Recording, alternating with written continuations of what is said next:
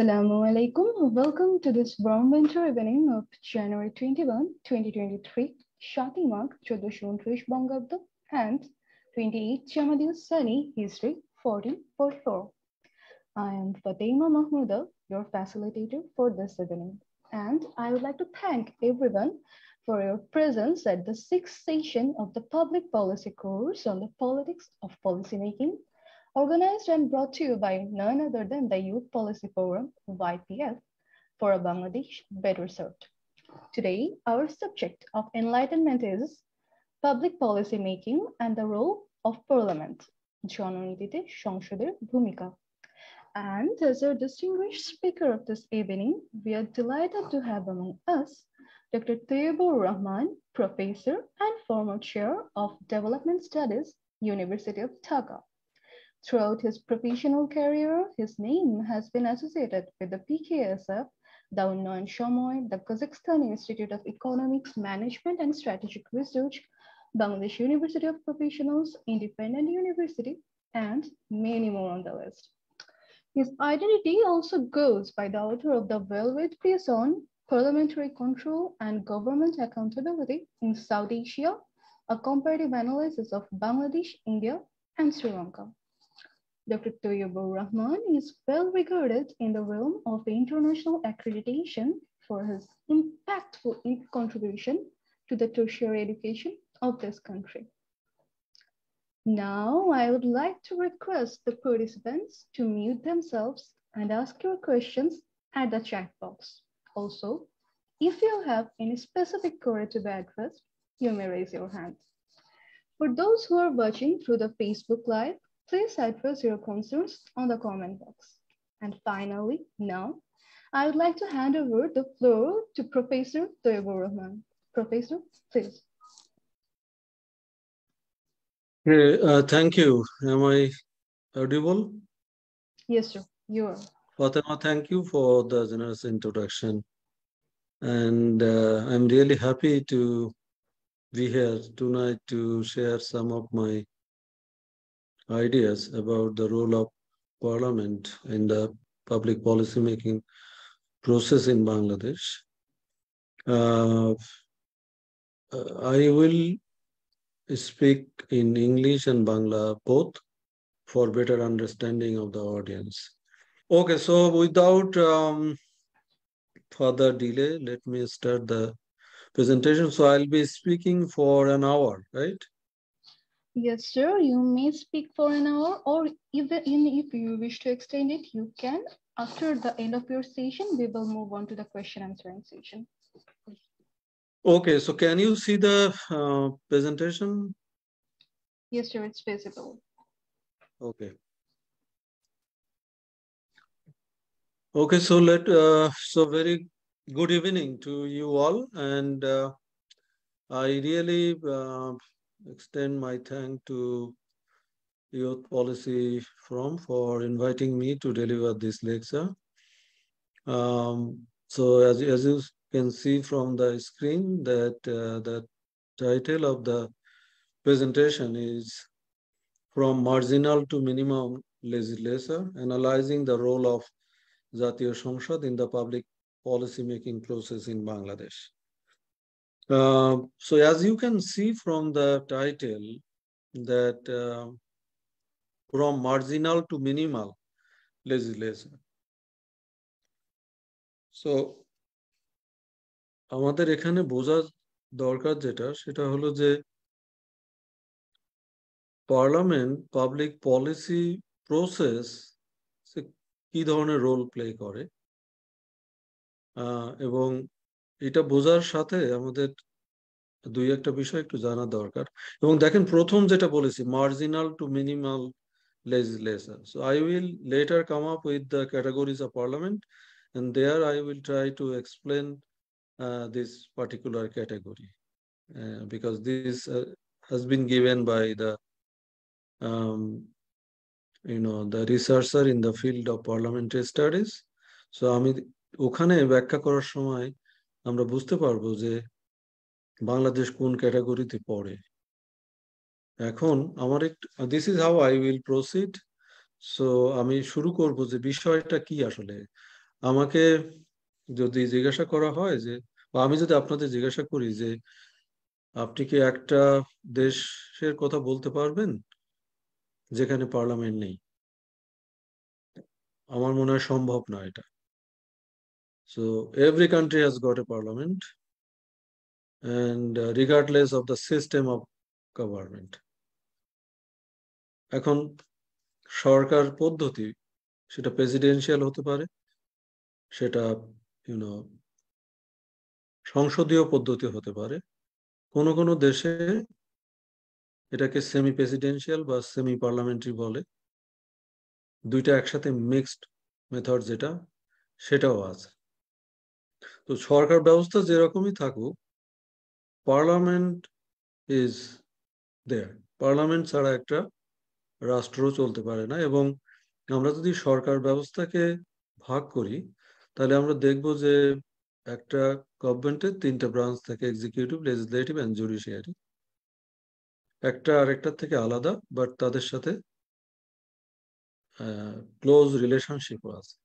So এখানে মূলত আমরা আজকের যে আলোচনাটা করব সেটা হলো যে এই লেজিসলেটিভ ব্রাঞ্চ বা লেজিসলেটিভ ব্রাঞ্চ যেটা, সেটাই লেজিসলেচার এবং পার্লামেন্ট সমার্থক শব্দ। সো সংসদ কি ধরনের ভূমিকা রাখে আমাদের দেশের জননীতি বা সরকারি নীতিমালা, সেগুলো প্রণয়নে কোন ধরনের রোল প্লে করে। আমি এভাবেই যাব, আপনারা স্ক্রিনে দেখতে পাচ্ছেন যে আমি প্রথমে আলোচনা করব যে why do we need to know the role of parliament in the public policy process of Bangladesh. So সেটা আমি একটু ব্যাখ্যা করব, এবং এই ব্যাখ্যার সাথে আমাদের ব্যাখ্যার শুরুতেই বুঝতে হবে যে আমি শিওর যে এতদিনে যে আলোচনা হয়েছে সেখান থেকে পাবলিক পলিসি বিষয়টা কি সেটা আপনারা খুব ভালো জানেন। তারপরেও আমাকে ব্যাখ্যা করতে হবে, তার কারণ হলো যে পার্লামেন্টের রোল বা ভূমিকা কি জননীতি প্রণয়নে, সেখানে বুঝতে গেলে আমার পার্লামেন্টের যে আইন প্রণয়নে তার যে ভূমিকা, সেটার সাথে জননীতির যে সম্পর্ক, সেটা আমার ভালোভাবে বুঝতে হবে। তা না হলে পাবলিক পলিসি মেকিং এর ক্ষেত্রে পার্লামেন্টের রোলটা বোঝা যাবে না। তো ওই কারণে আমি পাবলিক পলিসি বা জননীতিটা কি একটু ব্যাখ্যা করে দেন আমি সংসদের জননীতি প্রণয়নে কি ভূমিকা সেটা আমি আলোচনা করব। তার সাথে আমরা যখন সংসদের ভূমিকা নিয়ে আলোচনা করব, আমাদের জানতে হবে যে সোসাইটি, পলিটিক্যাল সিস্টেম এবং পাবলিক পলিসি, এদের মাঝে সম্পর্কটা কি সেটা আমরা একটু দেখব। এবং we will develop a lens in the light of which the role of parliament in the public policy process will be analyzed. So আমি নিজে একটা অ্যানালিটিক্যাল টুল মতো তৈরি করব, ওখানে একটু থিওরিটিক্যাল জিনিস বলতে হবে। সেটা বলার পরে দেন আমরা বাংলাদেশের পলিসি মেকিং প্রসেস যেটা, সেটা নিয়ে আমরা একটু কথা বলবো। আমরা citizens participation in the policy process নিয়ে কথা বলবো। Then I will end up with some of the major findings and conclusions. Okay, এখন আমি একটু আলোচনা সূত্রপাতটা এভাবে করি যে বাংলাদেশ এখন একটা এলডিসি থেকে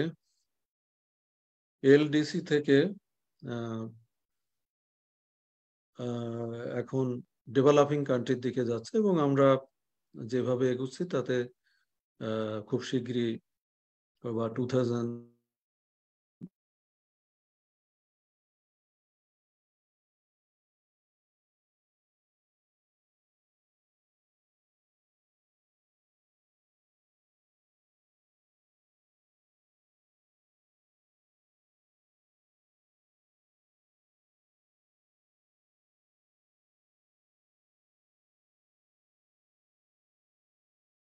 সংসদের যে সাংসদ বা যারা মেম্বার অফ পার্লামেন্ট, তাদের তাদের ভূমিকাটা কি সেটা আমাদের জানতে হবে। এবং আমরা পার্লামেন্টে যে কোনো আলোচনায় যখনই যাই, তখন আমরা দেখব যে বলা হয় parliament has got the power of the purse. তার মানে কি, একটা দেশ পরিচালনা করতে গেলে আমার প্রতি বছর দেখবেন যে বাজেট সংসদে প্রেজেন্ট করা হয় এবং সংসদ ওটা গ্রহণ করলে তারপরে সরকার তার যে বাজেট যেটা আসে সেটা অ্যালোকেট করতে পারে। তার মানে কি, যে সংসদের অ্যাপ্রুভাল ছাড়া কোনো বাজেট ডিসবার্স সরকার করতে পারবে না। তাহলে আমাদের জানতে হবে যে এই সংসদের রোলটা পাবলিক পলিসি মেকিং বা ল মেকিং এ কি ধরনের, এবং এটা জানলে এটার মাধ্যমে আমরা দেখব যে রিসোর্স যেটা অ্যালোকেট করা হয়, ডিস্ট্রিবিউট করা হয়, সেটা কত এফিসিয়েন্টলি হচ্ছে বা সেই ডিস্ট্রিবিউশনটা কি ইকুইটেবল হচ্ছে কিনা সেটাও আমরা দেখতে পাবো। এবং এটার মাধ্যমেই বাংলাদেশ 2041 সালে একটা উন্নত রাষ্ট্রে পরিণত হওয়ার যে পরিকল্পনা করেছে সেখানে কন্ট্রিবিউট করতে পারবে। এবং যারা জাতীয় সংসদের সাংসদ, তারা বিভিন্ন কনস্টিটুয়েন্সির রিপ্রেজেন্ট করছে। সো তাদের যে আশা আকাঙ্ক্ষা, তাদের যে চাওয়া পাওয়া, সেই আলোচনাটাও পার্লামেন্টের যে প্লেনারি সেশন বা ফ্লোরের যে ডিসকাশনটা হয়, হাউজের যে ডিসকাশনটা হয়, সেখানে তারা তাদের এলাকার যে চাওয়া পাওয়া মানুষের, সেটা তারা এই সংসদে উপস্থাপন করতে পারে। এখন আমরা একটু দেখব যে বাংলাদেশের পার্লামেন্টের দিকে যদি আমরা তাকাই, এখন 11তম পার্লামেন্ট বা 11th জাতীয় সংসদ যেটা, সেটা চলছে। এবং জাতীয় সংসদের আলোচনাটা বুঝতে গেলে আমাদের জানতে হবে যে পার্লামেন্ট কিভাবে পরিচালিত হয়, পার্লামেন্টের ইনস্ট্রুমেন্ট গুলো কি কি।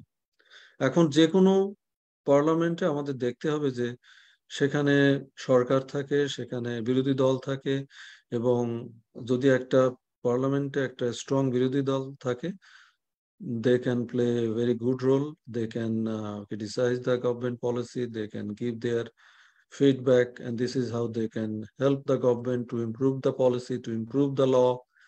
So সংসদীয় পদ্ধতিতে সরকার এবং বিরোধী দল তারা একে অপরের পরিপূরক হিসাবে দেখা হয়। আমরা যদি ওয়েস্টমিনস্টার সিস্টেম, যেটা ব্রিটেনের পার্লামেন্টারি সিস্টেম, যেটা আমরা মূলত সেটা, এবং ইন্ডিয়ান পার্লামেন্ট, এই দুইটারই এক ধরনের মিক্সচার হলো বাংলাদেশের সংসদ যেটা আছে সেখানে। তো একটা পার্লামেন্ট কালচার ওরকম দরকার, যেখানে সরকার এবং বিরোধী দল যারা আছে তারা আলাপ আলোচনার মাধ্যমে এবং অনেক সময় এবং আলাপ আলোচনার মাধ্যমেই তারা একটা আইন প্রণয়ন করবে বা একটা পলিসি ঠিক করবে, এবং সেটা আলটিমেটলি আমাদের টার্গেট যেটা, সেটা হলো জনগণের সেবা করা, তাদের উন্নয়ন করা। তো এই একটা সৌহার্দ্যপূর্ণ রিলেশনশিপ এই দুইটা সরকার এবং বিরোধী দল তাদের মধ্যে থাকা দরকার। আমরা যদি আমাদের পার্লামেন্টের দিকে তাকাই, দেখব যে আমাদের পার্লামেন্টের আপনারা যেটা করবেন সেটা হলো যে টিআইবি, যেটা ট্রান্সপারেন্সি ইন্টারন্যাশনাল বাংলাদেশ, তারা বাংলাদেশ পার্লামেন্টের প্রসিডিংস বা ওদের যে প্লেনারি সেশন গুলো হয় সেটার উপর ভিত্তি করে তারা রিপোর্ট তৈরি করে। ওই রিপোর্ট গুলোতে বাংলাদেশ পার্লামেন্টে কোন ধরনের কাজ হয়, প্লেনারি সেশনে কতক্ষণ চললো, কতক্ষণ পার্লামেন্টারি কমিটিগুলো কতবার মিট করলো, তারা কোন বিষয়গুলো নিয়ে আলাপ করলো, এরকম অনেক মানে ডিটেল ডেটা আছে। তো আমরা যদি ওইগুলো দেখি তাহলে দেখব যে আমরা যদি পার্লামেন্টের একটা বড় কাজ যদি আমরা আইন প্রণয়ন দেখি, তাহলে দেখব যে সেখানে পার্লামেন্টেরিয়ান যারা বা সংসদ যারা, তারা খুব অল্প সময় ব্যয় করছে ল তৈরিতে, এবং সেইটা 7-8% অফ দ্য টোটাল টাইম। এটা যদি আমরা ইউকে বা ইন্ডিয়ার পার্লামেন্টের সাথে তুলনা করি, এটা অনেক কম। এবং আমরা দেখব যে আমাদের পার্লামেন্টে অনেক সময় আইন, কোনো একটা প্রপোজাল যদি দেয়া হয়, লেজিসলেটিভ প্রপোজাল, এটাকে বলা হয় বিল, যে একটা প্রপোজাল আকারে যখন দেয়া হয়, এই বিল অনেক সময় কন্ঠ ভোটে পাস হয়, যে ইয়েস এবং হ্যাঁ এবং না এর মাধ্যমে। ফলে একটা প্রপোজাল পাস হতে খুব বেশি সময় অনেক সময় নেওয়া হয় না। এই রেঞ্জটা খুব বেশি না, 5 মিনিট থেকে আধা ঘন্টা কোনো কোনো ক্ষেত্রে এরকম হয়েছে। তো আমরা এই যে ডেটাটা আমি দিলাম, এটা থেকে আমাদের একটা জিনিস আসতেছে, সেটা হলো যে পার্লামেন্টের সব থেকে ইম্পর্টেন্ট কাজ যেটা ল মেকিং, সেখানে বাংলাদেশ পার্লামেন্ট সময় কম ব্যয় করছে এবং আহ, এবং একটা পার্টিকুলার প্রপোজালে যে পরিমাণ সময় ব্যয় করা উচিত, যে ইনডেপথ আলোচনা করা উচিত, সেটা ওখানে ওভাবে হচ্ছে না। আমরা যদি বাংলাদেশ পার্লামেন্টে যে স্থায়ী কমিটি যেগুলো আছে, আমাদের যতগুলো মিনিস্ট্রি আছে, সেরকম ওই মিনিস্ট্রি গুলোকে ওভারসাইট করার জন্য অনেকগুলো যতগুলো মিনিস্ট্রি ততগুলো স্ট্যান্ডিং কমিটি অন মিনিস্ট্রিজ সেগুলো ওখানে আছে, এবং তারা সরকারের যে কাজগুলো করে বিভিন্ন মিনিস্ট্রি, সেগুলো তারা দেখাশোনা করে। তো তারা কোন ধরনের রোল প্লে করছে সেইগুলো আমরা ওখানে আলাপ করব। তো আমরা এই আলাপের আগে একটু আমি এখানে আলাপটা করে নেই যে পাবলিক পলিসিটা বলতে আমরা কি বুঝি এবং এটার সাথে ল মেকিং এর কি সম্পর্ক। এটা না বুঝলে পার্লামেন্ট কোথায় তার রোলটা প্লে করবে সেটা বুঝতে অসুবিধা হবে। সো আমরা টমাস ডায়ের একটা definition আছে যে public policy is whatever government choose to do or not to do about a particular issue or problem. So এই ডেফিনেশন থেকে আমরা যেটা জানতে পাচ্ছি যে সরকার কোনটা করবে কি করবে না কোনো একটা বিষয়ে, সেটাই হলো পাবলিক পলিসি। তার মানে হলো যে ইউজুয়ালি পাবলিক পলিসি বা ল পাস করা হয় যে দেশে হয়তো কোনো প্রবলেম হচ্ছে, সেই প্রবলেমটাকে সমাধানের জন্য, বা কোনো একটা অবস্থা আছে সেই অবস্থার ইমপ্রুভমেন্ট করার জন্যই সরকার কোনো সিদ্ধান্ত গ্রহণ করে। এখন এই ডেফিনেশনটা যদি আমরা দেখি তাহলে দেখবো যে এখানে ইমপ্লিমেন্টেশন পার্ট ইজ মিসিং। তাহলে এই যে ডেফিনেশন যেটা, এটা this definition basically talks about policy formulation, but we need to know that public policy revolves in a circle. এটা একটা জননীতি, একটা চক্রে আবর্তিত হয়। সেখানে যেমন agenda setting and issue selection, policy formulation, policy implementation, policy monitoring and evaluation, and then it comes back to the agenda setting once again. So policy revolve in a policy circle, একটা চক্রের মতো। কিন্তু এই ডেফিনেশনটা যদি আমরা দেখি তাহলে দেখবো যে এখানে ইমপ্লিমেন্টেশন পার্ট যেটা, সেটা এখানে নেই আসলে। তো এই কারণে we need to take a look at another definition, and this has been given by Jenkins. So according to Jenkins, a policy is a set of interrelated decisions taken by a political actor or a group of actors concerning the selection of goals and the means of achieving them within a specified situation. So this definition is comprehensive, and it also includes the implementation part. And this is the most important part of public policy cycle, because sometimes a government can formulate a very good policy or can enact a very good law, but if the law or the policy is not implemented well, then the whole exercise becomes futile. Then let's take a look at another definition given by Brickland, who defines a policy as a statement by the government at whatever level of what it intends to do about a public problem. So এটা একটা সরকারের বিবৃতিকে বলছে কোনো বিষয়, এবং এই বিবৃতিগুলো কোথায় পাওয়া যেতে পারে? This statement can be found in the constitution, in the statutes, rules, regulation, even court decision, leaders decision, even change in the behavior of government official at all level. So এই জায়গাগুলো দেখার বিষয় যে আমরা পলিসির কোথায় দেখতে পাবো। সেটা কনস্টিটিউশনে থাকতে পারে, সেটা লতে থাকতে পারে, সেটা রুলস রেগুলেশন, গেজেট নোটিফিকেশন সরকার যেগুলো করে, ইভেন সরকার পার্লামেন্টে যদি কোনো ডিসিশন আমাদের মাননীয় প্রাইম মিনিস্টার উনি যদি দেন, that can be treated as a public policy. Policies are only document, not law. But in order to implement policy, the government in many cases need to enact law. And to implement law, the government need to make rules and regulations. So we need to know the relationship between law, policy, and rules regulation here. Otherwise, it will be difficult for anybody to follow the discussion that I am going to make. So parliament law তৈরি করে, সেই লকে বা সরকার একটা policy তৈরি করলো, সেই policy implement করতে কখনো কখনো ল প্রয়োজন হয়, এবং ল ইমপ্লিমেন্ট করতে গেলে সরকারের আবার রুলস রেগুলেশন তৈরি করতে হয়। তাহলে আমরা এখানে দেখতে পাচ্ছি যে policy can be initiated by the government, usually that is the case. এবং এখানে আমাদের বুঝতে হবে যে এক্সিকিউটিভ ব্রাঞ্চ যেটা, that is led by the prime minister with the help of ministers who head different ministries, and under a particular ministry there are government officials who help the government to formulate the policy and implement the policy. তাহলে আমরা executive branch বলতে prime minister, cabinet সদস্য যারা তারা ওখানে আছেন, এবং সরকারের যে বিভিন্ন মিনিস্ট্রি আছে যারা পলিসি ফর্মুলেটও করে এবং ইমপ্লিমেন্টও করে, এটা একটা ব্রাঞ্চ। আরেকটা হলো যে আমাদের পার্লামেন্ট, যেটা পার্লামেন্টে স্পিকার আছেন এবং ওখানে সরকারি দল আছেন, বিরোধী দল আছেন, ওখানে সরকারি দলের নেতা আছেন, বিরোধী দলের নেতা আছেন। So the prime minister is the leader of the house in Bangladesh, এবং সরকারি দলের নেতা উনি। আবার প্রাইম মিনিস্টার আমাদের এক্সিকিউটিভ ব্রাঞ্চ যেটা বা নির্বাহী ব্রাঞ্চ যেটা, সেটারও প্রধান। সো এই দুইটা রোল কিন্তু ডিফিকাল্ট ব্যালেন্স করা, যে পার্লামেন্টের সরকারি দলের প্রধান বা পার্লামেন্টারি লিডার, আবার এখানে এক্সিকিউটিভ ব্রাঞ্চের যে হেড প্রাইম মিনিস্টার, এই দুই রোলে প্লে করা কষ্টকর কিন্তু। তো আমাদের দেখতে হবে যে পলিসি মূলত নির্বাহী বিভাগ যেটা তারা শুরু করে, পলিসিকে যদি কোনো কোনো ক্ষেত্রে বাস্তবায়ন করতে গেলে ল তৈরি করতে হয়, সেই লটা আবার সংসদ ডিল করে। সংসদে পাশ না হলে কোনো ল হবে না। ইট উইল বিল হলো যে একটা proposal to make law, and once it is passed it is called act যখন বাস্তবায়ন করছি আমরা তখন তাকে ল বলছি।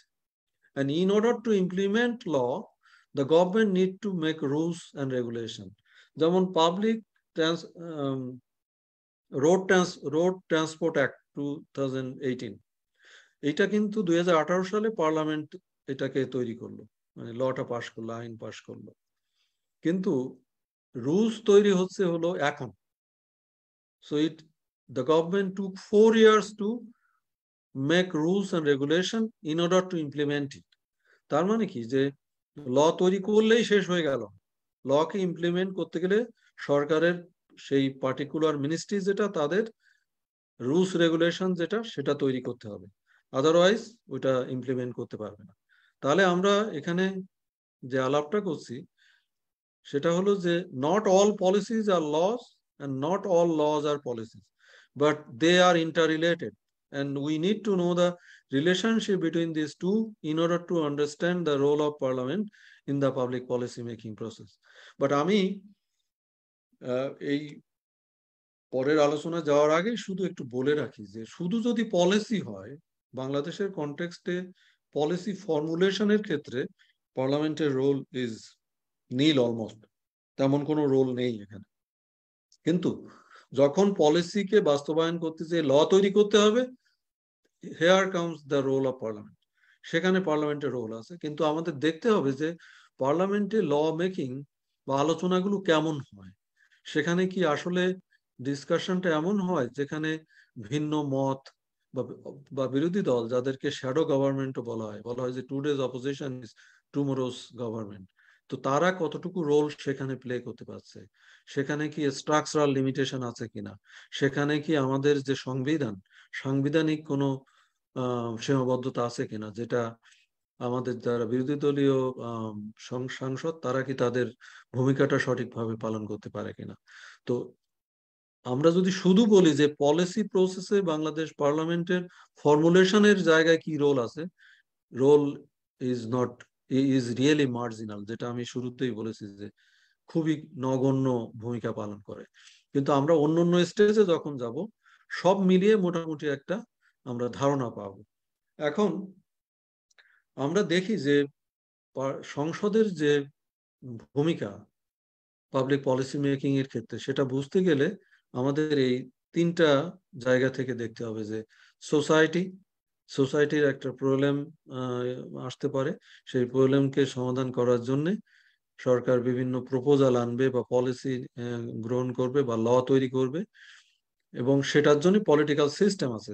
তাহলে প্রথম দিকটা আমাদের দেখি সোশ্যাল অ্যান্ড ইকোনমিক কন্ডিশন, সেই অনুসারে বিভিন্ন ধরনের প্রবলেম আসতে পারে। যেমন আমার এক্সট্রিম পুয়ারদের সোশ্যাল সেফটি নেট প্রোগ্রাম আছে, সেইটাকে আমরা কি বাড়াবো নাকি কমাবো? আমরা যেমন দেখলাম কোভিড এর সময় খুব গরিব মানুষ যারা, তাদেরকে আমাদের প্রাইম মিনিস্টার 2,500 টাকা করে এককালীন ক্যাশ সাপোর্ট যেটা সেটা দিল। সো এরকম অনেক ধরনের ইস্যু সরকার ফেস করতে পারে। সেই ইস্যুটাকে মানে সেই প্রবলেমটাকে সমাধানের জন্য প্রপোজাল নিয়ে যাবে, and that has to go through the political system that include the institution, process, behavior. এবং ওখানে দেখেন যে পলিটিক্যাল সিস্টেমটা ম্যাটার করছে। যেমন আমেরিকায় ফেডারালিজম আছে, আমাদের ফেডারালিজম না, আমাদের unitary government. Separation of power আমাদের এখানে আছে, ওখানেও আমেরিকাতে আরো আলাদা, তার কারণ ওরা প্রেসিডেন্সিয়াল সিস্টেম, প্রত্যেকটা ব্রাঞ্চ আলাদা এবং ওদের ফাংশনিংটাও আলাদা। এবং there is a check and balance among the various branches of the government. অনেক ধরনের ইন্টারেস্ট গ্রুপের রোল থাকে এখানে। পলিসি সাইকেলে the role of the bureaucracy is really important, and it is the most important, especially in the context of a developing country like Bangladesh. এবং এখানে অন্য যে কংগ্রেস, প্রেসিডেন্ট, কোর্ট, তো আমাদের ক্ষেত্রে আমাদের জাতীয় সংসদ এক কক্ষ বিশিষ্ট এবং আমাদের প্রেসিডেন্টও আছে, but the role of president in our political system is advisory. It is kind of titular, মানে এটা এক ধরনের অলংকারিক রোল উনি প্লে করেন। Basically he basically play the role as advised by the chief executive of the government, the honorable prime minister. So system of গভর্নমেন্টটা কি সেটা আমাদের জানতে হবে, যে একটা দেশে প্রেসিডেন্সিয়াল সিস্টেম আমেরিকান মডেল সেটা কেমন, আবার আমাদের ব্রিটিশ যে সংসদীয় পদ্ধতি যেটা বাংলাদেশ ফলো করছে সেটার এক ধরনের সিস্টেম, এবং রেজাল্ট ভিন্ন হবে এই সিস্টেমের কারণে। দেন আমরা পাবলিক পলিসি তৈরি হবে। তাহলে আমরা যদি বাম দিকে একেবারে সোশ্যাল অ্যান্ড ইকোনমিক কন্ডিশনকে ইনপুট ধরি, পলিটিক্যাল সিস্টেম যেটা এটাকে থ্রুপুট, মানে যে প্রসেসের মাধ্যমে আউটপুটটা হবে, এবং পাবলিক পলিসি যেটা সেটাকে আমরা আউটপুট বলছি। তাহলে যে ধরনের প্রবলেম আমরা একটা দেশ ফেস করে, সেই প্রবলেমগুলোকে আলটিমেটলি সমাধান করার জন্য বিভিন্ন ধরনের পলিসি গ্রহণ করা হয়, এবং সেটার আলোকে ল তৈরি করা হতে পারে, এবং রুলস রেগুলেশন তৈরি করে সেটা ইমপ্লিমেন্ট করা যেতে পারে। So we really need to understand the very complicated relationship among this three part, the societal part, then the political system, and then the public policy. এই তিনটা রিলেশনশিপটা ভালোভাবে না বুঝলে পার্লামেন্টের পাবলিক পলিসি মেকিং এর ক্ষেত্রে কি রোল সেটা জানা যাবে না। এখন এখানে কিছু থিওরিটিক্যাল জিনিস আছে, বাট আমাদের যেটা হলো যে সময় স্বল্পতার জন্য আমি জাস্ট এগুলো খুব দ্রুত বলে যাব এবং আপনাদের বোঝার জন্য। পলিসি সাইকেল অলরেডি আমি বলেছি যে নীতি একটা চক্র আছে, এটা অনেকগুলো স্টেজ আছে, এবং সবগুলো মিলেই আমরা পলিসি প্রসেস যেটা সেটা বলছি। এবং ইস্যু সিলেকশন, এজেন্ডা সেটিং, এটা একটা বিষয় যে পার্লামেন্টে বা পলিসিতে কোন কোন বিষয় নিয়ে পলিসি হবে, এটা একটা জায়গা, এবং সহজ না। এখানে বিভিন্ন ধরনের ইন্টারেস্ট গ্রুপ যারা থাকে তাদের রোল থাকে, এবং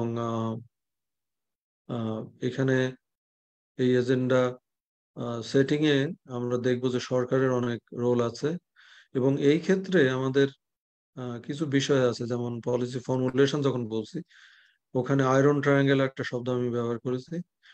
এটা হলো যে কোনো পলিসি মেকিং বা ল মেকিং এর ক্ষেত্রে তিনটা গ্রুপ একসাথে হয়ে অনেক সময় কাজ করে। আমেরিকান পলিটিক্যাল সায়েন্স থেকে আমরা এটা ধার করেছি।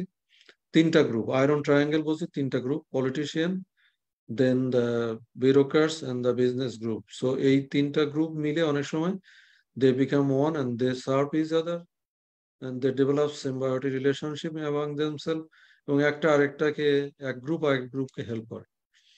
তো সেই ক্ষেত্রে দেখা যায় যে সাধারণ মানুষ যারা তারা সাফার করে। আমরা যদি বাংলাদেশের আমাদের নদীগুলোর দিকে তাকাই তাহলে আমরা দেখব যে সরকারের যে নদী রক্ষা কমিশন আছে তারা যে লিস্ট তৈরি করেছে রিভার গ্রাবার বা নদী দখলকারী, সেটার সংখ্যা প্রায় 50,000-এর উপরে।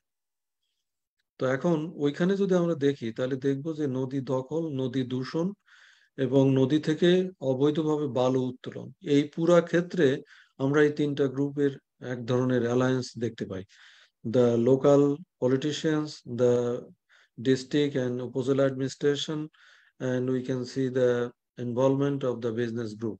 So এরা এই তিন গ্রুপ যখন একসাথে হয়ে যায় তখন সেটা রিফ্লেকশন পলিসিতেও আসতে পারে, পলিসি ফর্মুলেশন ইমপ্লিমেন্টেশন প্রত্যেকটা জায়গায় আসতে পারে। সো ওইটাকে আমরা বলছি আয়রন ট্রায়াঙ্গেল। আর হলো যেমন পলিটিক্স অ্যাডমিনিস্ট্রেশন ডাইকোটমি, এটা হলো যে পলিসি, যেমন উইড্রো উইলসন উনি বলেছেন যে politics and administration are different. The role of the politician is to formulate the policy and it is the duty of the administration to implement it. এটা আলাদা, একটা আরেকটা থেকে আলাদা।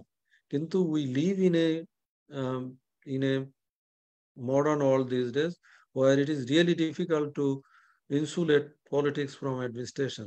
Rather, the modern administrative thinkers disagree with the politics administration dichotomy and they have come up with another idea that is called the theory of complementarity. That means politicians and administrators need to work together in order to formulate a policy and implement the same. So আমরা এটা একটু দেখলাম যে তার মানে কি politician যারা ক্ষমতা আছে, মিনিস্টার্স এবং যারা সেক্রেটারি, আমাদের অ্যাডমিনিস্ট্রেশনে শুরু হয় senior secretary, secretary, additional secretary, joint secretary, deputy secretary, senior assistant secretary and assistant secretary, এই হলো সরকারের অ্যাডমিনিস্ট্রেশনের hierarchy. So they need to work together. আমরা যদি এই সময়ের সমসাময়িক যে পলিসি মেকিং এর দিকে তাকাই তাহলে আমরা দেখব যে it is simply impossible to segregate politics from administration. Rather they need to work together and that is what the reality is. এখন আমি এগুলো এখানে আর এই মডেলগুলো আলাপ করব না because we don't have much time to discuss this. Just I have put it for your consumption. There are some model: incrementalism, rational choice, elite mass model, garbage can model. These are some of the models, and probably this has been discussed by other scholar earlier. And if you want it, I can provide you with some materials from where you can learn about it. Implementation is a big issue, and implementation is the most important stage of policy cycle. And Michael Lipsky has written a very good book on the role of street level bureaucracy. In Bangladesh, we call street level bureaucracy at field administrator. So উনি ওখানে যেটা ব্যাখ্যা করছেন যে আসলে implementation, আমরা যে policy যেভাবে ফর্মুলেট করি, ল যেভাবে তৈরি করি, it is really difficult for the administrator to implement it in the light of the original law policy. সেটা খুব সহজ কাজ না, স্পেশালি আমাদের মতো developing country, scarce resource society, যেখানে যে রিসোর্স লিমিটেড, সেই সব জায়গায় এই পলিসি ফিল্ড লেভেলে মানে বাস্তব ক্ষেত্রে বাস্তবায়ন করা অত সহজ না। ওখানে ইমপ্লিমেন্টার যারা, তারা তাদের ডিসক্রিশনটা ব্যবহার করে। ডিসক্রিশনটা কি, যে রাইট এবং রং কি সেটা অ্যাডমিনিস্ট্রেটর নিজেই ঠিক করে। সো এই ইমপ্লিমেন্টেশনটা ভালোভাবে বোঝার জন্য আমাদের স্ট্রিট লেভেল ব্রোকারদের রোলটা কি সেটা আমাদের জানতে হবে। ব্যাকওয়ার্ড ম্যাপিং একটা বলেছি যে নর্মালি আমরা যে বাংলাদেশে যে পলিসি তৈরি হয় বা ল তৈরি হয়, it is basically top down approach, উপরের থেকে এটা আস্তে আস্তে নিচের দিকে যায়। So the role of the most important stakeholder are absent to some extent. So ওটা দূর করার জন্য এলমোর has come up with a solution and he call it backward mapping. তার মানে যেখানে প্রবলেম হবে সেখান থেকে শুরু হবে, যে আমাদের যদি আমরা যদি উত্তরবঙ্গের যে এক্সট্রিম পোভার্টি বা অতি দারিদ্রতা যেটা আছে ওইটা যদি দূর করতে চাই, ওইখানকার একেবারে ভিলেজ লেভেলের সাধারণ মানুষ যারা দরিদ্র মানুষ তাদের সাথে কথা বলে তাদের ওখান থেকে ইস্যুগুলোকে নিয়ে আসতে হবে এবং সমাধানের যে আইডিয়া ওখান থেকে আসবে। তাহলে একটা গ্রাম, দেন ইউনিয়ন পরিষদ, দেন উপজেলা, উপজেলা থেকে ডিস্ট্রিক্ট, ডিস্ট্রিক্ট থেকে এটা ক্যাবিনেট হয়ে পার্লামেন্টে আসবে। সো এটাকে আমরা বলছি ব্যাকওয়ার্ড ম্যাপিং। তার মানে সমস্যাটা যেখানে, সমস্যা যাদের, তাদের ওখান থেকেই আমরা শুরু করব, তারপরে ওটা আসবে। It is kind of bottom up approach. এটাকে বলা হচ্ছে ব্যাকওয়ার্ড ম্যাপিং। ম্যাপিংটা আমাদের মতো ডেভেলপিং কান্ট্রিতে ম্যাপিংটা ইউজুয়ালি টপ ডাউন হয়, but what এলমোর is talking is bottom up approach, যেখানে প্রবলেম যারা ফেস করছে তাদের মতামতটাকে সব থেকে বেশি গুরুত্ব দিয়ে ওটা নিচ থেকে উপরের দিকে আসবে। দেন পলিসি ভ্যালুয়েশনের ক্ষেত্রে আমরা কস্ট বেনিফিট অ্যানালাইসিস যেটা সেটা ব্যবহার করতে পারি, এবং PRA participatory rural appraisal on kind of methodology through which we can collect qualitative data. ওইভাবে আমরা মানুষের মতামতটাকে নিয়ে আসতে পারি। ওকে, এখন আমরা মূল জায়গায় আসি। সেটা হলো যে আমরা যদি পার্লামেন্ট পলিসি মেকিং এ কি রোল প্লে করে এটা বুঝতে গেলে we need to understand the major function of parliament. আমরা দেখি যে পার্লামেন্টের এখানে আমি তিনটা বা চারটা কাজ মূলত আমরা শুরু করছি। প্রথমটা হলো রিপ্রেজেন্টেশন, যে মেম্বার অফ পার্লামেন্ট যারা, they basically represent their constituencies, because we live in a world where direct election is impossible. So we need to select our representative who will basically speak on behalf of his or her constituency. বাংলাদেশে যেমন 300 আসন আছে এবং 300 member of parliament তারা তাদের ওখানে represent করে, এবং পরে আবার আমরা দেখবো পার্লামেন্টে আরো 50টা সিট আছে যেটা আমাদের ফিমেল রিপ্রেজেন্টেশন যেটা সেটার করা, বাট সেটা ইনডাইরেক্ট ইলেকশনের মাধ্যমে হয়। এই 300 elected by the people, তারা আলটিমেটলি এটা ঠিক করে। তাহলে পার্লামেন্টে মেম্বার অফ পার্লামেন্ট যারা বা সাংসদ যারা, তারা সাধারণ মানুষের আশা আকাঙ্ক্ষা, তাদের যে নিড সেটা রিপ্রেজেন্ট করছে। এটা গ্রিক ডেমোক্রেসির মতো না, সে কারণে আমাদের রিপ্রেজেন্টেটিভ চুজ করতে হচ্ছে। তাহলে এই সাংসদ যারা, তারা সাধারণ মানুষ বা দেশের জনগণের প্রতিনিধিত্ব করছে। And the role of the election is really, really important at this stage, and holding fair an election is essential in order to choose people's representative. So the role of an independent election commission is really, really important in order to have the member of parliament who represent the common people. So এখানে আমরা একটা role দেখছি, representation বা প্রতিনিধিত্ব করা। আরেকটা হলো যে লেজিসলেশন। লেজিসলেশন মানে ল মেকিং। সব থেকে ইম্পর্টেন্ট রোল হলো এটা। এবং আমি আগে বলেছি যে একটা দেশের প্রতি বছর যে বাজেট, সেই বাজেট যদি পার্লামেন্ট অ্যাপ্রুভ না করে তাহলে কোনো টাকা কোনো মিনিস্ট্রি বা কোনো কাজে ব্যবহার করা যাবে না। So the budget must have to be approve by the parliament. কোন উপায়ে সেটা তো ভিন্ন জিনিস, but it has to be approved by the parliament. তা না হলে কোনো টাকাই ব্যয় করতে পারবে না। ওই কারণে বলা হয় যে parliament has got the power of the purse. তার মানে পার্লামেন্টের যতক্ষণ না বাজেট দেবে ততক্ষণ পর্যন্ত সরকার কোনো টাকা ব্যয় করতে পারবে না। সো আর ওর সাথে সব থেকে ইম্পর্টেন্ট রোল যেটা প্লে করে ল মেকিং, এবং ল মেকিং এর মধ্যেই পলিসি মেকিং রোলটা আছে, যেটা আমি শুরুতে ব্যাখ্যা করেছি। ওভারসাইট অফ দ্য এক্সিকিউটিভ, এটা হলো আরেকটা ভূমিকা, সেটা হলো যে সরকারকে দেখভাল করা। আমি শুরুতে বলেছি যে এক্সিকিউটিভ এবং লেজিসলেটিভ ব্রাঞ্চ কিন্তু এক না, পার্লামেন্টের রোল আলাদা। পার্লামেন্টের ভূমিকাটা হলো যে executive branch that is led by the prime minister এবং ক্যাবিনেট, বিভিন্ন মিনিস্ট্রি, যেটা এইটা কি ধরনের কাজ করছে সেটাকে ওভারসি করার। তারা কি অ্যালোকেটেড যে টাকা দেওয়া Holo সেটা কি সঠিকভাবে ব্যবহার করতে পারছে কিনা, সেখানে রেন্ট সিকিং হচ্ছে কিনা, তারা কি বেশি বাজেট দিয়েছিল কিনা।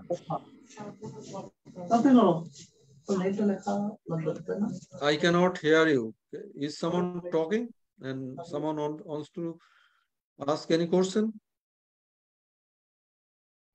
Sir, Do she you have has any been question? muted. Sir, she has been muted. Okay. All right. All right. But you may have some question, and please feel free to stop me and you can ask question. Okay. So oversight of the executive. তার মানে কি সরকারের যে ministry গুলো আছে তারা যে ধরনের কাজ করে সেই কাজগুলোকে দেখা, বিশেষ করে পার্লামেন্ট যেহেতু টাকা অ্যালোকেট করে, বাজেট দেয়, ওই বাজেট কি সঠিকভাবে বাস্তবায়ন করতে পেরেছে কিনা, কাজে লাগাতে পেরেছে কিনা, বা কাজে লাগালে সঠিকভাবে পেরেছে কিনা সেগুলো দেখে। এবং এই কাজটা basically standing committee on different ministries আছে, যে স্থায়ী কমিটি আছে। আগেই বলেছি প্রত্যেকটা মিনিস্ট্রিকে দেখভাল করার জন্য একটা স্ট্যান্ডিং কমিটি থাকে। যেমন মিনিস্ট্রি অফ ফাইন্যান্স যেটা, সেটাকে দেখাশোনা করার জন্য standing committee on ministry of finance আছে। Ministry of education, standing committee of ministry of education সেরকম আছে। প্রত্যেকটা মিনিস্ট্রিকে দেখাশোনা করার জন্য আছে। And then there are other standing committees. এটা সংখ্যা 50-এর উপরে বাংলাদেশে। এবং আমাদের কিছু স্পেশাল ফাইন্যান্সিয়াল কমিটি আছে, যেমন পাবলিক অ্যাকাউন্টস কমিটি,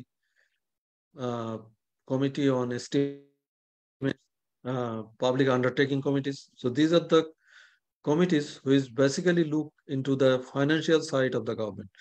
এবং তার মানে সরকারের যে accountability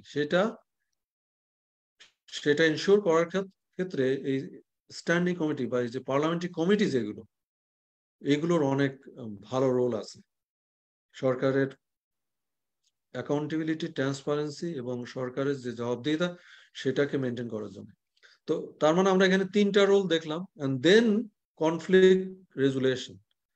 So that's why parliament is there, to discuss issues, and you need to resolve conflict, and you have to allow the opposition to ventilate their ideas, their opinion. আমি নরওয়েতে থাকার আমার সুযোগ ছিল, আমি পড়াশোনার কারণে ওখানে ছিলাম 2 বছর, 2.5 বছরের মতো। নরওয়েজিয়ান পার্লামেন্টে যেটা হয় সেটা হলো যে they start discussing an issue বা একটা পলিসি বা একটা ল, একটা বিল তারা আলোচনা করে, এবং the bottom line is that at the end of the day they make a decision through consensus. সবাই মিলে করে। এর মাঝখানে they allow everybody to speak out, কথা বলে, এবং সেখানে একটা লজিকের উপর ভিত্তি করে they make a decision based on consensus. এখন এটার একটা বিউটি আছে যে আমরা যদি কোনো ডিসিশন সব সরকার এবং বিরোধী দল মিলে নেয় তাহলে ভালো হয়। তার কারণ হলো যে পলিসি ইমপ্লিমেন্টেশনের ক্ষেত্রে তাহলে সহজ হয়, এবং যখন পরে কখনো ইলেকশনের মাধ্যমে একটা নতুন সরকার যখন আসে তখন ওই পুরাতন পলিসি যেটা বা পুরাতন যে লটা সেটা ফেলে দেয় না। আমরা বাংলাদেশে আমাদের যে উদাহরণ আছে সেটা হলো যে প্রথম দিককার বিএনপি সরকার, তারা একটা গ্রাম সরকার, একটা লোকাল গভর্নমেন্টের একটা টিয়ার বা একটা স্তর, সেটা তারা করেছিল। and they spent 1200 crore for introducing ground sarkar at the ground level. Then the next caretaker government came to power in 2009 and they abolished it. So you can understand the the waste of money. 1200 কোটি টাকা, we could have spent that much money for doing good work. আমরা school তৈরি করতে পারতাম, hospital তৈরি করতে পারতাম। তার মানে পার্লামেন্টের যে প্লেনারি সেশন যেটা হয় বা হাউস বলে, যেটা পার্লামেন্টের হাউসের ডিসকাশন যেটাকে প্লেনারি সেশন বলে, ওইখানে যদি পলিসি বলি, ল বলি, এগুলো যদি আমরা ডিসকাশনটা করি এবং ডিসকাশনের যে ডিসিশনটা নেওয়া হয় সেটা যদি কনসেনসাসে হয় বা সেটা যদি সবার মতামতের ভিত্তিতে হয়, তাহলে কিন্তু পলিসি বাস্তবায়ন করতে সুবিধা হয়, এবং যে সরকারি ক্ষমতা আসুক না কেন এই রিসোর্স অ্যালোকেশন যেটা, এই লটা বারবার চেঞ্জ করা লাগে না। And then the fifth major role played by the parliament is maintaining the regime. So এটা যে কোনো তৃতীয় বিশ্বের দেশের ক্ষেত্রে পার্লামেন্ট মূলত এই রোল, এখানে একটা বড় রোল প্লে করে, যে It is the parliament through which the government come to power in a parliamentary system. So বাংলাদেশের প্রাইম মিনিস্টার কিন্তু প্রথমে সংসদে নির্বাচিত হয়ে এসে তারপরে প্রাইম মিনিস্টার হন। তার মানে এই সংসদ ইলেকশনের মাধ্যমে যারা নির্বাচিত হবে, they will be in power for 5 years. কোনো কোনো দেশে 4 বছর বা আরো কম বেশি, that depends on the rules of the particular country. কিন্তু তার মানে কোনো কোনো দেশে, স্পেশালি তৃতীয় বিশ্বে, পার্লামেন্ট এইটাই সব থেকে ইম্পর্টেন্ট রোল, যে একটা সরকারের বৈধতাটা দেয় এবং সরকার ওই 5 বছর ক্ষমতায় থাকবে। তার মানে একটা সরকার ক্ষমতা আসছে হলো সংসদীয় ইলেকশনের মাধ্যমে, তাদের সংসদ সদস্যরা সেখানে থাকছে এবং একটা অংশ আবার সরকার গঠন করছে, স্পেশালি তারা মেজরিটি, এবং সেখানে প্রাইম মিনিস্টারের সাথে একটা ক্যাবিনেট তৈরি হচ্ছে, যেটাকে আমরা নির্বাহী বিভাগ বলছি। এই নির্বাহী বিভাগ এবং সরকারের সমর্থিত যে সব সাংসদ, তারা কিন্তু পার্লামেন্টের অংশ। They are not part of the executive government, they are part of the parliament. সো সংসদ এবং প্রাইম মিনিস্টারশিপ এবং ক্যাবিনেট এক না, আলাদা। কিন্তু দেখা যায় যে যেহেতু সংসদীয় পদ্ধতিতে একই প্রক্রিয়ার মধ্য দিয়ে সরকার গঠন হয় এবং এটাকে বলা হয় fuse system, that means executive branch এবং লেজিসলেটিভ ব্রাঞ্চ একটা একটার সাথে ওতপ্রোতভাবে জড়িত, and it is really difficult for the parliament to say no to a bill that has been approved by the cabinet, especially cabinet is chaired by the honorable prime minister. So সংসদীয় পদ্ধতিতে সরকার যেটা present করে সেটা সংসদের না বলা কষ্টকর ব্যাপার, আর যদি না বলেই ফেলে then the government has to step down, যেটাকে বলা হয় যে ভোট অফ নো কনফিডেন্স। সরকার যদি একটা ল পাস করতে ব্যর্থ হয়, then government need to step down. সরকার যদি বাংলাদেশের বাজেট যেটা সেটা পাস করতে ব্যর্থ হয়, then the government need to step down and announce a new election. That is not the case in a presidential system, especially in the United States of America. President is directly elected by the people, parliament is bicameral, and the member of the parliament in both houses are directly elected by the people. So যেটা হয় যে ওইটা কিন্তু আলাদা system, কিন্তু সংসদীয় পদ্ধতিতে সরকারের চিন্তার বাইরে পলিসি তৈরি করা, ল তৈরি করা সিম্পলি ইম্পসিবল। যদি সরকার না চায়, nobody can make any law, nobody can formulate any policy against the will of the government in power. So সেটা কিন্তু একটা বড় জায়গা। তার মানে এখানে যাই আমরা করব, সরকার যে গন্ডি সেট করবে ওর বাইরে আমরা যেতে পারবো না। তাহলে আমরা দেখলাম যে পার্লামেন্টের 5টা কাজের মধ্যে সব থেকে ইম্পর্টেন্ট কাজ তৃতীয় বিশ্বে যেটা করে সেটা হলো রেজিম মেনটেন্যান্স। তার মানে একটা সরকারের নির্দিষ্ট সময় ক্ষমতা থাকা যেটা, সেটাকে নিশ্চিত করে। আর ল পাস করা তো আমরা দেখেছি, বা ওভারসাইট অন্য অন্য রোল যেটা আছে সেটা তো প্লে করেই। কিন্তু সো আমরা এটা দেখলাম, তার এটা পলিসি সাইকেল অলরেডি আমরা বলেছি। এখন দেখেন যে আমাদের বুঝতে হবে যে what kind of parliament are we talking about.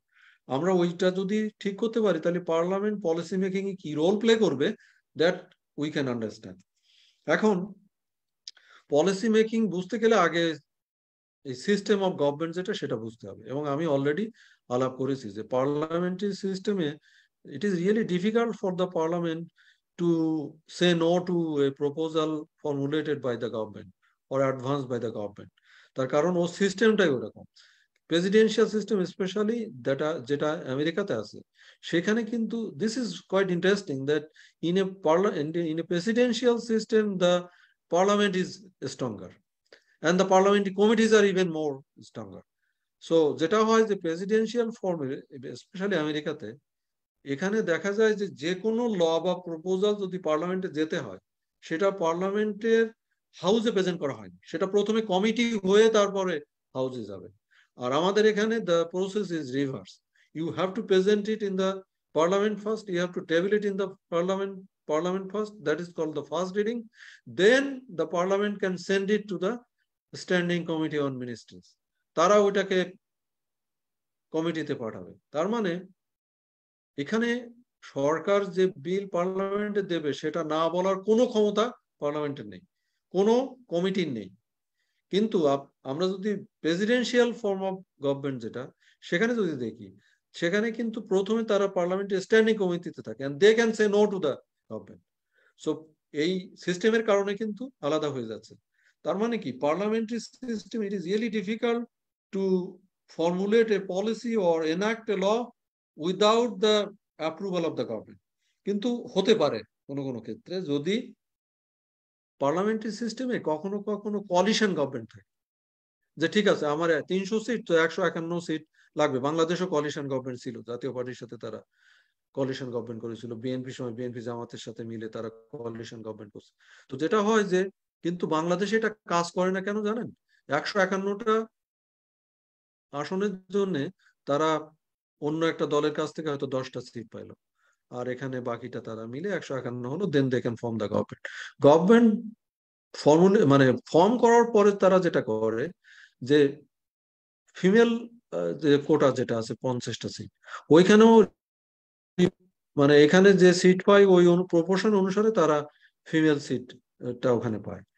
ওইটা যোগ করার ফলে যেটা হয় যে সরকারের মেজরিটি তখন এসে যায়, তখন সরকার ওই কোয়ালিশন পার্টনার যারা তাদের না হলেও তাদের চলে।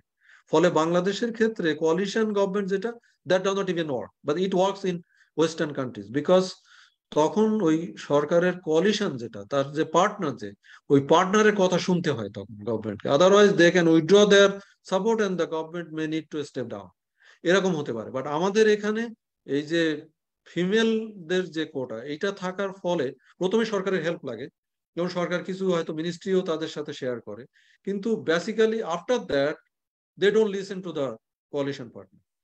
আর একটা আছে সেটা হলো যে যদি সংসদীয় পদ্ধতিতে অনেক সময় মাইনরিটি গভর্নমেন্ট হয়, সেটা কি, সেটা হলো যে যার সব থেকে বেশি সিট ও সরকার গঠন করছে না, অন্য একটা কম সিট পেয়েছে যে সে অন্য একটা দলের সাথে মিলে একটা সরকার গঠন করলো, যেমন ইন্ডিয়াতে আমরা চন্দ্রশেখরের সরকার যেটা সেটা দেখেছিলাম।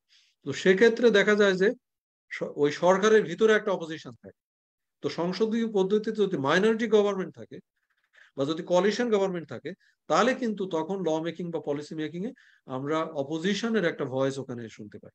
কিন্তু আর যদি খুব স্ট্রং অপোজিশন থাকে, so they can argue, they can raise their voice, they can criticize the government, but ultimately তো একটা পলিসি বা একটা বিল যেটা সেটা আলটিমেটলি মেজরিটি ভোটে পাস হয়।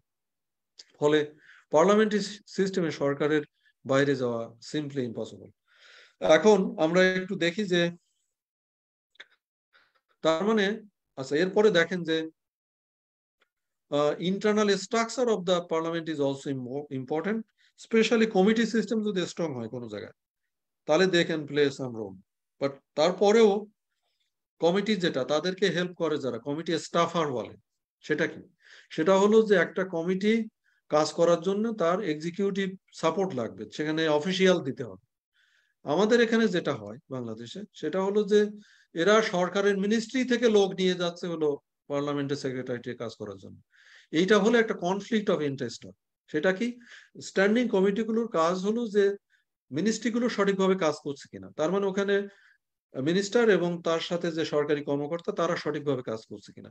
এখন যদি সরকারি কর্মকর্তাদের একটা গ্রুপ একটা স্ট্যান্ডিং কমিটির স্টাফ হিসাবে কাজ করে বা তাদের অ্যাডমিনিস্ট্রেটিভ সাপোর্ট দেয়, তখন কমিটির আসলে পার্লামেন্টের যে মর্যাদা সেটা রক্ষা করে এই সরকারকে অ্যাকাউন্টেবল করাটা কষ্টকর হয়ে যায়। এখন আমরা একটু দেখি যে সংসদের কতগুলো ক্যাটাগরি আছে বা শ্রেণী বিভাগ আছে। সেটা হলো যে তারা পার্লামেন্ট এখানে যেমন পোলস বিজে সে বলছে যে দুই ধরনের পার্লামেন্ট আছে, একটা হলো যে এরিনা পার্লামেন্ট যেটা ব্রিটিশ, আরেকটা হলো ট্রান্সফরমেটিভ পার্লামেন্ট সেটা হলো আমেরিকান পার্লামেন্ট। এবং পার্থক্যটা হলো যে British parliament can not say to the government, no to the government, কিন্তু আমেরিকান পার্লামেন্ট সেটা পারে। আরেকটা হলো যে এরপর আরেকটা ক্যাটাগরি হয়েছে সেটা হলো it has been given by Mezey, এবং উনি বলছেন there are 5 categories of parliament: active, vulnerable, reactive, marginal and minimal. এখন অ্যাক্টিভ যেটা এটা আগের ওই যে আমেরিকান সিস্টেম যেটা ওরকম, ভার্নারেবল যেটা সেটাও একই রকম, but the parliament might not have support among the citizen. Reactive যেটা সেটা ব্রিটিশ পার্লামেন্ট এবং এই রিয়াক্টিভ মার্জিনাল মিনিমাল এইটা মূলত এর আগে আমি যে ব্রিটিশ পার্লামেন্টের উদাহরণ দিয়েছি সেটার একটা গ্রুপের এখানে পড়ে। বাংলাদেশ পার্লামেন্ট মূলত ব্রিটিশ পার্লামেন্ট যেমন রিয়াক্টিভ বা অধিকাংশ ওয়েস্টার্ন পার্লামেন্ট যে তারা রিয়াক্টিভ, বাংলাদেশ, ইন্ডিয়ান এইসব পার্লামেন্ট গুলো মার্জিনাল ছিল, তাদের role is not that much. But আমরা 2014 and onward, the role of Parliament in the policy making and law making process has become minimal because of the absence of a strong opposition in the Parliament. এবং সর্বশেষ যেটা সেটা হলো যে এই সব ক্যাটাগরিকে ভাগ করে আমরা তিনটা ক্যাটাগরিতে আনতে পারি। প্রথমটা পলিসি মেকিং পার্লামেন্ট বা লেজিসলেটিভ, এটা American parliament, policy influencing British and other West European parliament. Last যেটা সেটা হলো policy legitimising parliament, legislature with little or no policy impact. Bangladesh এবং most of the third parliament belong to this category. এবং সেখানেও আমরা বলছি যে policy লেজিটিমাইজিং legislature সেটা দুইটার লেভেল, একটা হলো মার্জিনাল আর একটা মিনিমাল। মার্জিনাল জায়গাটাতে কিছুটা হলেও রোল প্লে করতে পারে, মিনিমালে এসে আর actually it become the mouthpiece of the government. এটা খানিকটা রাবার স্টাম্প পার্লামেন্ট বলা হয়, যে government will table a policy or a bill in the parliament, and it is the responsibility of the government to stamp it, to approve it, and they cannot say no to the parliament, to the government. Now, আমি একটু fast যাই because আমার সময়টা কমে গেছে। I don't have much time, probably I can speak for another 10 minutes. তো এখন যেটা হলো যে পার্লামেন্ট কোন ধরনের রোল প্লে করে বা policy making major role play করতে পারে কিনা, that depends on the broad macro legal political context of a country. যেমন আমাদের এখানে ফ্লোর ক্রসিং একটা আছে, সেটা কি যে a member of parliament can not criticise the party in power, যদি সে একই দলের ক্রিটিসাইজ করতে পারবে না, ভোট থেকে অ্যাবস্টেন করতে পারবে না, বিরোধী ভোট দিতে পারবে না, সেগুলো যদি করে then he or she will lose his power and membership যেটা সেটা যাবে। তার মানে কি যে কনস্টিটিউশনালি একজন মেম্বার অফ পার্লামেন্টের খুব বেশি রোল প্লে করার সুযোগ নেই আসলে। এবং then role of the parliament in law making or law making, then budget making and delegated legislation. এখন দেখি যে আমাদের যেসব বিল গুলো দেওয়া হয় পার্লামেন্টে সেগুলো ক্যাবিনেটে এক ধরনের আলোচনা হয়, এবং এই জায়গাটা একটু বোঝা দরকার যে আমাদের এখানে পলিসি বা বিল গুলো কিভাবে পাস হয়। সেটা হলো যে it is basically initiated by the particular ministry. মিনিস্ট্রিতে ওখানে তারা একটা টাস্ক ফোর্স মতো গঠন করে, এবং ওই টাস্ক ফোর্সে তার মানে এখানে গভর্নমেন্ট অফিসিয়ালরা মূলত এটা শুরু করে, তারপর তারা স্পেশালিস্ট যারা তাদের কাছ থেকে মতামতটা নিয়ে আসে, এবং তারপরে এটা ক্যাবিনেটে যায়, ক্যাবিনেটে ডিসকাশন হয়, পলিসি যদি হয় শুধু ওইখানেই অ্যাপ্রুভ হবে, এবং ultimately government will go for implementation. কিন্তু পলিসি ইমপ্লিমেন্ট করতে গেলে অনেক সময় ল তো লাগে, সেই ল যদি করতে হয় then it will move towards parliament. এবং বিল, পলিসি, ল সব ক্ষেত্রে কিন্তু এই একই পদ্ধতিতে যায়। So we don't see mass role that the member of parliament can play until it is placed in the parliament. পার্লামেন্টে দেওয়ার পরে যেটা হয় যে আমাদের এখানে কিভাবে ল পাস হয় আপনারা ভালো জানেন, ইভেন কমিটিতেও এটা দেয়া হয়।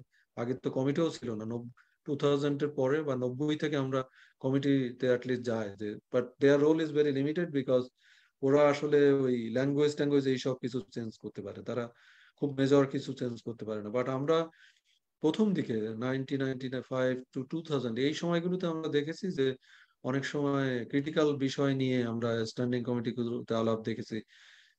ফ্রিগেট, কোরিয়ান ফ্রিগেট এবং মিগ 29 এগুলো ক্রয়ের ক্ষেত্রে অনেক হিটেড আলাপ হয়েছে স্ট্যান্ডিং কমিটিগুলোতে, এবং সেখানে তারা গভর্নমেন্ট অফিসিয়ালদেরকে ডেকে নিয়ে তাদেরকে বলেছে যে ইউ গিভ সাম এক্সপ্লেনেশন। তো সেটা আমরা আগে দেখেছি, বাট নাও স্পেশালি 2014 এর পর থেকে আমরা 9, 8, 9, 10, 11 এইসব পার্লামেন্টে we don't see that kind of assertive activities done by the opposition, because opposition has become really weak in the parliament. এবং কমিটিতে যেটা হয় যে committees can only propose, they can play the role of advisory role, they can recommend, but they can not force the government to accept it. আগে যেটা হতো যে একটা প্রত্যেকটা কমিটি এক ধরনের সাব কমিটি তৈরি করতো, তো ওরা যে রিকমেন্ডেশন গুলো দিত সেগুলো তারা ফলো করতো, যেটা ইন্ডিয়ান পার্লামেন্টও আছে যে অ্যাকশন টেকেন কমিটি বলে, যে তারা একটা প্রপোজাল দিল, সেই প্রপোজালটা আসলে কি সরকার গ্রহণ করলো কিনা, যদি না করে government need to give an explanation. তো সেইটা আগের মতো এখন আর এখানে প্র্যাকটিস হচ্ছে না। এবং এই পার্লামেন্টের আগে যেটা হতো যে পাবলিক অ্যাকাউন্টস কমিটি, যেটা usually it is headed by an veteran opposition in any other major parliament in the world. So বাংলাদেশে এটা শুরু হয়েছে এই গত পার্লামেন্ট থেকে। এখন যেটা চলছে এখানে, এখন পাবলিক অ্যাকাউন্টস কমিটির যে সভাপতি সেটা সরকারের কোয়ালিশনের একজন এটা হেড করছে। বাট এর আগ পর্যন্ত public accounts committee was always headed by a treasury bench member of parliament. এবং আমি যদি শুধু স্ট্যান্ডিং কমিটি নিয়ে কথা বলি, then I can spend the whole night for explaining it. আমার পিএইচডি ওইটা উপরে, সো সময় স্বল্পতার কারণে I am not in a position to discuss this. And but the role of parliamentary committee is really important, তারা ওখানে কিন্তু role play করতে পারে।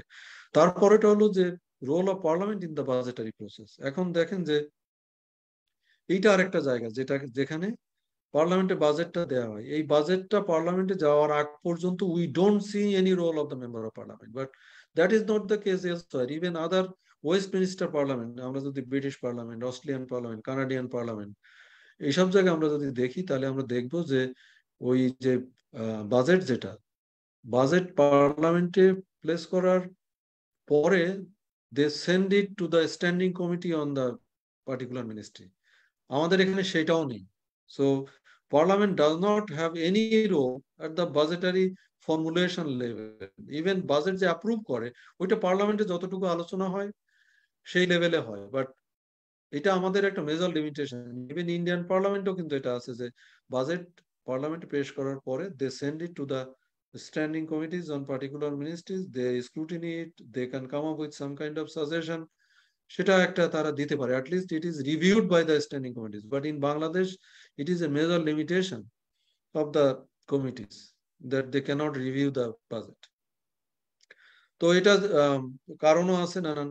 সরকার যেমন ইউএনডিপি, ওয়ার্ল্ড ব্যাংক, তারপরে ইউএসএইড, এরা বাংলাদেশ সরকারকে হেল্প করেছিল যে তারা যাতে মানে পার্লামেন্টের বামু বলে একটা আছে, budget analysis and monitoring unit, ওটা তারা কিন্তু একটা ডোনেশন বা একটা গ্রান্টের মাধ্যমে সরকারের হেল্প করেছিল। But once the project is over, that particular unit does not exist.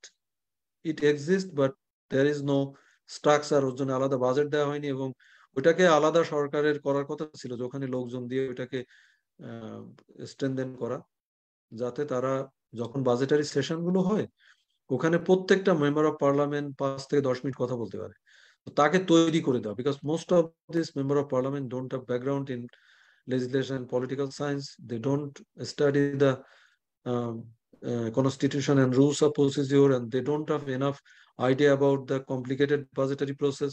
So ওই ইউনিটটাকে শক্তিশালী করা যেত। আরেকটাই হলো যে পার্লামেন্টের যেমন পাবলিক হিয়ারিং একটা তারা চালু করেছিল 9th পার্লামেন্টে, and it was basically supported by a donor, by donors. কিন্তু পার্লামেন্টে ওই 9th পার্লামেন্টের পরে এটা সরকারের কোঅপ্ট করার কথা ছিল, and we don't see any kind of activities later on. And বাংলাদেশের মেম্বার অফ পার্লামেন্ট যারা অন্য জায়গায়, কিন্তু তাদের পলিসি ইমপ্লিমেন্টেশনে কোনো রোল থাকে না। বাট আমরা দেখবো যে আমাদের মেম্বার অফ পার্লামেন্ট যারা, তাদের কনস্টিটুয়েন্সিতে ইভেন তারা ওখানে দেখে যে they have major role to play at the implementation level. Even they have been given lump sum amount of money, and that's quite big, ranging from 5 crore to 20 crore. এটা দেয়া হয় এবং সেটা তারা নিজেদের লোকজনদের মাধ্যমে বাস্তবায়ন করে প্রজেক্ট গুলো। এবং ওই ক্ষেত্রে আপনারা দেখবেন পত্রপত্রিকায় প্রায় আসে যে অনেক সময় the money is not spent in the right way. Sometimes the money is taken but it is not used for anything. Even they mention a number of projects, but those projects are not implemented at all. So ওখানে এইসব জায়গায় যেটা হয় যে আমাদের member of parliament যারা বা সংসদ, তাদের বদনাম হয় এইসব কাজে তারা জড়িত হওয়ার ফলে। অন্য দেশে আসলে লোকাল লেভেলে এমপিদের এই রোলটা থাকে না, তাদের মূল কাজটা হলো ল মেকার, ওই কারণে বলা হয় ল মেকার। বাট আমাদের এখানে যেটা হয় যে member of parliament also represent the constituency, এবং তাকে কিছু রিসোর্স দেওয়া হয়, সে তার মতো করে ব্যবহার করে। But this is public money and they need to spend it carefully so that nothing irregularities happens. But সেটাই হয়েছে দুঃখজনক। তো এখন আমরা যেটা হয় যে আমরা যদি দেখি যে মূলত কোন দিকে যাচ্ছে বাংলাদেশের পলিসি মেকিং এর বিষয়টা, সেটা হলো যে policy making has shifted it's locus, মানে তার আগে যেটা পার্লামেন্টে আলাপ আলোচনা হতো ওটা আর ওখানে হয় না। ককাস বলে যে বিভিন্ন দলের যে ছোট ছোট গ্রুপ গুলো আছে সেখানে আলাপ করে। আর এখন দেখবেন যে টিভি টক শো, টিভি যদি ওপেন করেন দেখবেন যে একটা সেখানে যে আলাপ হয় সেখানে কি এক সরকারি দলের একজন সরকারের পক্ষে বলে, একজন বিপক্ষে বলে। So major issues ideas are basically discussed in the TV talk show and newspaper, যেটা ওই সব জায়গায় এসে গেছে। এখন আমার সময় নেই আসলে, আই নিডেড মোর টাইম, তাহলে আমি স্যার আপনি পারতাম আলোচনা চাইলে করতে। 9:30 পর্যন্ত টাইম এক্সটেন্ড করতে পারেন। We are well on our schedule. Okay, that will be really good because এখন জাস্ট মূল জায়গায় যাচ্ছি আস্তে আস্তে, আই এম জাস্ট জি মুভিং স্যার, আমরা টুয়ার্ড দ্যাট চাইলে এন্ড। 9:30 পর্যন্ত টাইম এক্সটেন্ড করতে পারি। Okay, so allow me some more time so that I can continue and I can cover some more. Okay, sure so sir. please take a look at this. This is the, so I have developed an analytical lens in the light of which I will take my discussion further.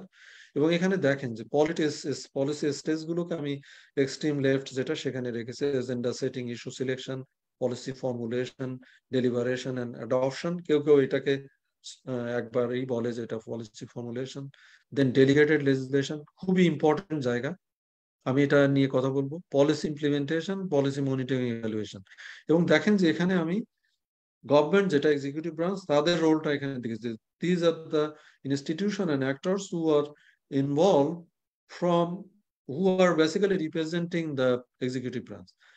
যেমন agenda setting এ এখানে ক্যাবিনেটের role আছে, bureaucracy, ministry তাদের role আছে। Policy ফর্মুলেশনের ক্ষেত্রে executive, cabinet নিশ্চয়ই আপনারা জানেন, cabinet basically it is led by the Honorable Prime Minister, and all the ministers representing different ministries are the member of the cabinet. And cabinet meeting যখন হয় সেখানে senior officialরাও থাকে, and all the ministers are supposed to attend that meeting. Prime Minister, advisor to the Prime Minister, and National Economic Council. So these are the organization and these are the people who are involved at this level. Delegated লেজিসলেশনটা আসলে একটু জানা দরকার। সেটা হলো আমরা যে ল তৈরি করি, কিছু ল আছে যেগুলো it never gate into the parliament, rather government can make policies and they can um, they can make decision and they don't need to go to the parliament to enact the law. Parliament তার দায়িত্বটাকে সরকারকে দিয়েছে যে delegate করে দেওয়া, যে you take the responsibility and you do this thing according to your convenience, and you don't need to present that policy to the parliament for getting approved, for getting the bill approved. So এটাকে বলে delegated legislation. এখন যেটা হয় যে এই জায়গাটাতে খুব একটা ইম্পর্টেন্ট জায়গা, তার কারণ সরকার যে ল পাস করে যেগুলো পার্লামেন্টে যায় তাদের থেকে এর সংখ্যা অনেক বেশি, কয়েক হাজার হতে পারে। একটা সরকারের ক্ষমতা থাকার সময় কয়েক হাজার ডেলিগেটেড ল যেটা সেটা হতে পারে। এবং এইখানে অন্য দেশে যেটা হয় যে অ্যাটলিস্ট কোনো একটা পর্যায়ে they get all this together and they place it in the parliament for approval. So পার্লামেন্টের একটা রোল থাকে আসলে সেখানে। কিন্তু আমরা এই বাংলাদেশের ডেলিগেটেড লেজিসলেশন বা এটাকে সেকেন্ডারি ল বলে, তো এই ক্ষেত্রে পার্লামেন্টের কোনো রোল নেই।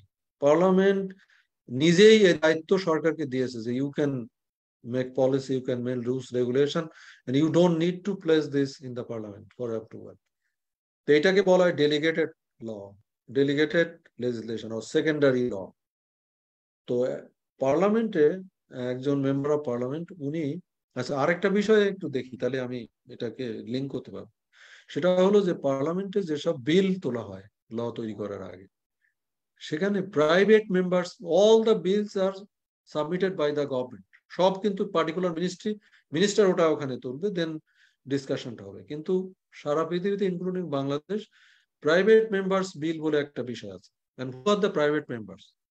Private members are the member of parliament who are not minister in the parliament, who are not minister of the cabinet. তার মানে কি, সরকারের ধরেন যে যদি 300, তো আমরা যদি ধরি টোটাল সিট সংখ্যা 300, তার মধ্যে যদি সরকারের 200 থাকে, এর মধ্যে 50 জন মিনিস্টার বিভিন্ন লেভেলে আছে। So they are part of the executive body. তাহলে এই মিনিস্টার এবং প্রাইম মিনিস্টার এরা ছাড়া বাকি যারা, তারা প্রাইভেট মেম্বার। তার মানে কি, সরকার দলীয় মেম্বার যারা ক্যাবিনেট মেম্বার না তারা, এবং অপোজিশন মেম্বার যারা, তারা এই প্রাইভেট মেম্বার্স বিলটা পার্লামেন্টে প্লেস করতে পারে। তো বাংলাদেশ স্বাধীন হওয়ার পর এই পর্যন্ত অনেক private members bill have been presented in the parliament, but এই পর্যন্ত বাংলাদেশ হওয়ার পর, ইট has been over 50 years, Bangladesh পার্লামেন্টে মাত্র 9টা প্রাইভেট মেম্বার্স বিল পাস হয়েছে। and most of this bill were submitted by the treasury bench member of parliament. So you can understand the role of MPs in the law making process. আমরা যদি বলি যে normal বিল যেটা, সেই ক্ষেত্রে delegated ল, সেখানে তো পার্লামেন্টের কোনো রোলই নেই। এবং আরেকটা বলছি প্রাইভেট মেম্বার্স বিল যেটা, সেখানে মিনিস্টার ছাড়া অন্য মেম্বার তারা তাদের বিল প্রেজেন্ট করতে পারে। এবং এরকম একটা বিল যেমন বাবা মাকে দেখে শুনে রাখা, যেটা, এটা একটা বিল কিন্তু প্রাইভেট মেম্বার্স বিল হিসাবে বাংলাদেশ পার্লামেন্টে তোলা হয়েছিল, and it has been approved by the parliament, যে বাবা মা যদি বয়স্ক হয়ে যায় তাদের দেখাশোনা করার দায়িত্ব হলো সন্তানদের। তারা যদি না করে তাহলে তাদের বিরুদ্ধে কোর্টে কেস করা যাবে এবং তাদেরকে আইনের আওতায় আনা যাবে। তার মানে প্রাইভেট মেম্বার যারা, তাদের রোলটাও লিমিটেড ওখানে আমরা দেখলাম, মাত্র 9টা, এবং most of this have been. So 50 বছরের একটা ইতিহাসে মাত্র 9টা প্রাইভেট মেম্বার্স বিল পাস হওয়া, এটাই বলে দেয় যে পার্লামেন্টের রোলটা কি এখানে ল মেকিং বা পলিসি মেকিং এর ক্ষেত্রে। আরেকটা হলো যে আমি যেটা ডেলিগেটেড লেজিসলেশন যেটা বলছিলাম, যে একজন জাতীয় পার্টির মেম্বার উনি একটা প্রপোজাল দিয়েছিলেন যে there should be a committee who will look into the delegated legislation. Secondary laws যেগুলো সরকার পাস করবে, that will be reviewed and scrutinized by the standing committee of that particular delegated law. একটা committee আলাদা করে করতে চেয়েছিল, but it was not allowed to, it was placed in the parliament and then it was not allowed to make further discussion on it. So আমরা এটা থেকে বুঝলাম যে even the government in at that time did not allow that to be discussed. So delegated legislation, private members bill এবং normal যে bill pass হয়, সেই ক্ষেত্রে আমরা দেখলাম তেমন কিছু ওখানে করার থাকে না। পলিসি ইমপ্লিমেন্টেশনে the civil service is there, NGOs can play some role। এবং পলিসি ইমপ্লিমেন্টেশন যেটা হয় যে আমাদের যে কমিটিগুলো আছে, স্পেশালি ফাইন্যান্সিয়াল কমিটিগুলো, public accounts committee, committee on estimate, committee on public undertakings, এটা যেটা করে যে স্পেশালি পাবলিক অ্যাকাউন্টস কমিটি, এটা কিন্তু অসম্ভব important committee, because they basically review the budget of the government. এবং সেটা সিএজি অফিস একটা আছে, কন্ট্রোলার অ্যান্ড অডিটর জেনারেলের অফিস যেটা, তো তারা they can look into the budget of a particular ministry or organization. প্রবলেমটা হলো যে they cannot do the auditing of all the government organization, তো শত শত। So what they do it randomly. তো randomly এরকম দেখা যায় যে কোনো মিনিস্ট্রি বা ডিভিশন বা ডিপার্টমেন্ট বা সরকারি অফিস 20-25 বছর হয়তো কোনো ধরনের এরকম হঠাৎ করে অডিট করা, যেটা সরকারের controller and auditor general office যেটা, ওটা করার কথা, সেটা আসলে ওরকম করতে পারে না। ফলে ওই সরকারের ফাইন্যান্সিয়াল অ্যাকাউন্টেবিলিটি সেটা অনেক সময় হয় না, সম্ভব হয় না, ওইভাবে অ্যাকাউন্টেবল করা সম্ভব হয় না। But they can play really good role যদি তারা চায় সেটা সঠিকভাবে করতে। যেমন তারা যে অডিট রিপোর্টটা দেয়, এই অডিট রিপোর্ট এটা প্লেস করে হলো পার্লামেন্টে, এবং they are supposed to be tabled in the parliament for further discussion. তার মানে কি, যে public accounts committee audit report যেটা আছে এটার উপর ভিত্তি করে they call meeting, they make decision, এবং ওইটার উপর ভিত্তি করে they prepare report, and that report is submitted to the parliament for further discussion. But এইখানে টাইম ল্যাগ হয়ে যায়। যেমন অডিট যারা করছে এরা একদম কারেন্ট ইয়ারের যেটা শেষ হয় সেই বছরে করার কথা, তো ওখানে ব্যাকলগ আছে। আবার ওরা ব্যাকলগ রিপোর্ট যেটা পাবলিক অ্যাকাউন্টস কমিটিকে দিচ্ছে ওইখানেও ব্যাকলগ আছে।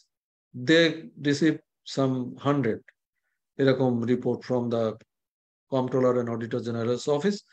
বাট ইভেন প্রতি মাসে যদি একটা মিটিং করে, that a public accounts committee is suppose to hold a meeting once a month, they don't do it.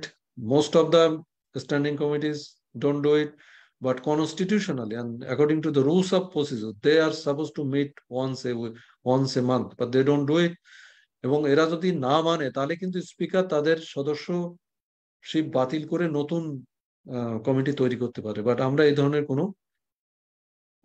Activities আমরা ওইখানে দেখি না। তার মানে চাইলে আমরা এই কন্ট্রোলার এন্ড অডিটর জেনারেল, যেটাকে কনস্টিটিউশনাল বডি আসলে এটা, সো আমরা যদি এরা যদি সঠিক কাজটা করতো, অনেক সময় দেখা যায় যে তারা একটা রিকমেন্ডেশন দিল and someone has been found responsible for wasting resources or for getting involved in irregularities. কিন্তু মুশকিল হলো যে বাংলাদেশে যেটা হয় যে একজন একটা মিনিস্ট্রিতে থাকে, তার 3 বছরের মধ্যে আবার অন্য জায়গায়, ইভেন তার আগেও অনেক সময় ট্রান্সফার হয়ে যায়। অনেক সময় রিপোর্ট এমন ভাবে দিচ্ছে যে লোক একটা ইরেগুলারিটির সাথে জড়িত সে হয়তো অলরেডি মারাই গেছে, বা অন্য একটা মিনিস্ট্রিতে চলে গেছে, বা কেউ রিটায়ারমেন্টে গেছে। So it is really difficult to implement the recommendation of the committees, and these are the recommendation that are not binding for the government to follow. But American committee system এ কিন্তু কমিটি যে recommendation দেয় সেটা it is mandatory. Even Westminster সিস্টেমে যেটা আছে সেখানেও কিন্তু সম্মানটা করা হয়। সেটা হলো যে রিকমেন্ডেশন যেটা দেয়া হয়, সরকার যদি বাস্তবায়ন করতে না পারে, then government will come up with explanation that this is the reason that we cannot implement it. Even they inform the committees that this is what we have done. যেটা আমি আগেই বলেছি যে ইন্ডিয়ান পার্লামেন্টে অ্যাকশন টেকেন সাব কমিটি থাকে, প্রত্যেকটা committee কি কি রিকমেন্ডেশন দেয় সেটা তারা ফলো করে। আমাদের ফিফথ পার্লামেন্ট 7th পার্লামেন্টে ওটা ছিল, তারপর থেকে আমরা ওইটার এক্সারসাইজটা এরকম আমরা দেখতে পাচ্ছি না। আর কমিটির আর যেসব বিষয়, সেটা হলো যে কমিটি ভালোভাবে কাজ করতে গেলে দে নিড স্টাফ, এবং ওটা ইন্ডিপেন্ডেন্ট সেক্রেটারিয়েট কিন্তু পার্লামেন্ট অলরেডি আছে, but they don't recruit their own staff regularly. সেটা যদি করতো তাহলে একদিক দিয়ে ভালো হতো। তাহলে আমি সব আলোচনা অলরেডি করে ফেলেছি।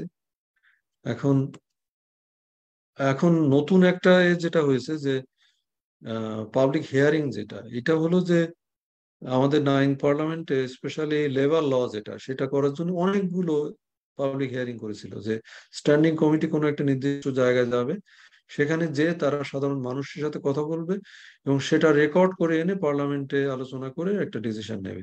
So it was a really good mechanism through which the parliament could have gathered the idea, the opinion of the people. But after the 9th parliament, we don't see the activities of the public hearings held by the committees.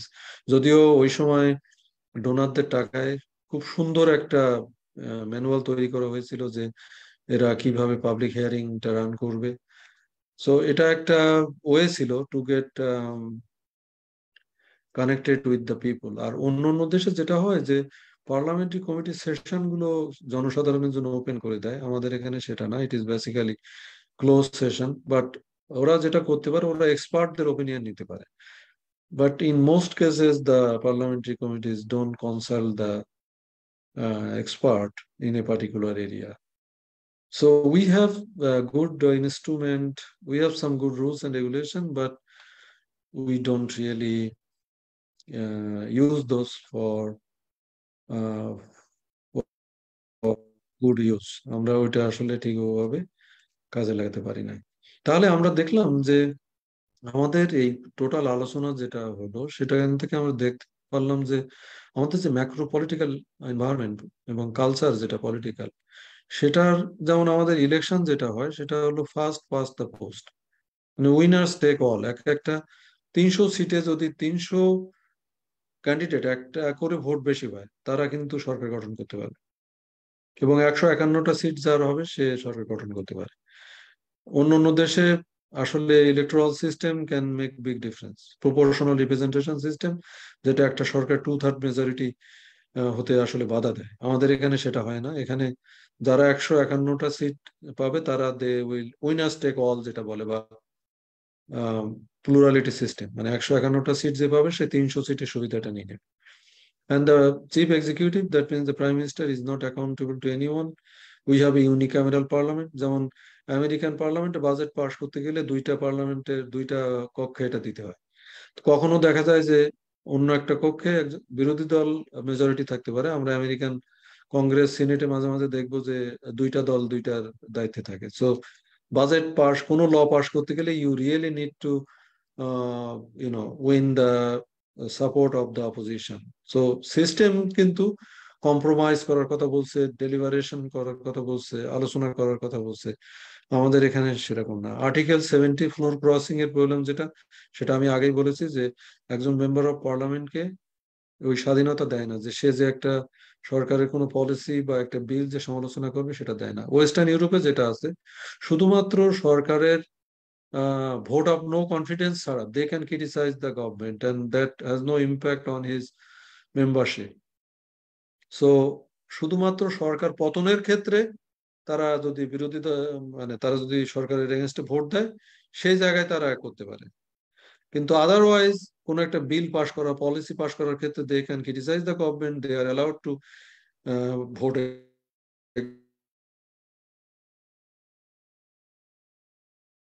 Election and agenda setting stage, parliament does not have any role. It is basically the civil servant along with the political leaders who come up with the proposal, and then it is placed in the parliament, in the cabinet for approval. Agenda setting এর ক্ষেত্রে donor civil society, they can express their views, but ultimately it depends on the government who can make the ultimate decision. Opposition যদি strong থাকে তাহলে অনেক সময় agenda setting A they can play some role, but আমরা দেখছি 8, 9, 10, 11 পার্লামেন্টে আমরা strong opposition ছিল না, ফলে ওইসব জায়গায় ল মেকিং, পলিসি মেকিং এ opposition role কমে গেছে। And most of the bills and policy proposal are passed in a voice vote in an extraordinary hurried manner. And the more controversial the bills, the lesser the discussion, the faster the passes. তার মানে কোনো একটা জিনিস যদি বেশি controversial হয় বা সমালোচনার সুযোগ থাকে, ওগুলো আলাপ খুব কম হয় এবং ওখানে হ্যাঁ না ভোটের মাধ্যমেই ডিসিশনটা নিয়ে। Delegated law are beyond the preserve of the parliament, which I have already mention. Committee কথা আমি বলেছি অলরেডি যে কমিটি কি ধরনের রোল প্লে করে, but there is room for the committees to make a better role. Parliament basically does not make law, does not legislate, it basically legitimizes. That means সরকার যে proposal দেবে, the parliament will approve it to give it as a legitimacy, যে এটা একটা বৈধতা যার জন্য ওটা দেয়া হয়। And I have already mentioned that parliament does not have any role in the budgetary process. It has some role at the implementation level, যেটা আমি সিএজির কন্ট্রোলার অডিটর জেনারেল যে রিপোর্ট এবং পাবলিক অ্যাকাউন্টস কমিটি, আরো 2টা committee আছে, তাদের যে report সেগুলো যদি ভালোভাবে আমরা আমলে নিয়ে ওইগুলো যদি রিকমেন্ডেশন গুলো বাস্তবায়ন করা হতো, পার্লামেন্টে যদি আলোচনা হতো, রিপোর্ট গুলো যদি তৈরি হতো, তাহলে হয়তো সুবিধাটা হতো। Public hearing, they introduced it but they could not take it forward. Committee play some oversight role, but and make recommendation, but most of the recommendation are not implemented and parliament cannot do that much role. এখন বাংলাদেশে যেটা হয়েছে যে caucus বলে, caucus basically মানে specific কিছু parliamentary member তারা ছোট ছোট মানে কমিটি মতো করেছে on budget, child right, women, indigenous people, all party parliamentary groups. So these are the people who can play some role, but they cannot make major role. Policy deliberation has shifted its place from parliament to news media and TV talk show, which I have already mentioned. Monitoring level, the status of policy implementation is there, but the role is limited. It is the media that publishes the irregularities of government organization. Committee do bark, but they cannot bite. পার্লামেন্টে কমিটিগুলো থাকায় at least কোনো কিছু মানে irregularities হলে তারা আলাপ করতে পারে, বাট মুশকিল হলো যে সরকার যদি খুব মেজরিটি থাকে একটা কমিটিতে, সেখানে ওই এজেন্ডাই ওই জিনিস আলোচনা হয় না। অপোজিশনের লোকজন যদি একটু বেশি থাকতো তাহলে হয়তো ক্রিটিক্যাল ইস্যুগুলো পার্লামেন্টের কমিটিতে আলাপ হতো, বাট অ্যাটলিস্ট দে ক্যান। একসময় তো দেয়ার ওয়াজ নো অজ ডগ, এখন at least there are some dog who can bark, they can not bite, but কুকুর থাকলে সেটার একটা ইমপ্লিকেশন আছে। অ্যাটলিস্ট কেউ যদি মনে করে যে এই কুকুর কামড়াতে পারে, কামড়ায় না কিন্তু কামড়াতে পারে, ওই কারণে হয়তো অন্যায় অত্যাচার কিছু কম। And senior brokers who are at the good book of the ruling regime are the most important actor in the public policy making process in Bangladesh. Jatiya Sangsad has become less than a rubber stamp parliament who has become subservient to the ruling government. And in the absence of the strong opposition and ruling government's overwhelming majority in the 8th, 9th, 10th, and 11th parliament, the role of parliament in different stages of the policy cycle has become minimal. So, I just want to conclude that the most important task done by Jatiya Sangsad is legitimization and regime maintenance. And Bangladesh Parliament is powerless institution with insignificant influence in successive stages of the policy process. Hence, it is a minimal policy actor. And Parliament is not an isolated island, and its performance depends on other supporting institutions, including the Election Commission, bureaucracy, civil society, Office of the Comptroller and Auditor General, committees, Member of Parliament, Anti-Corruption Commission, Human Rights Commission, Information Commission, and the politicians also.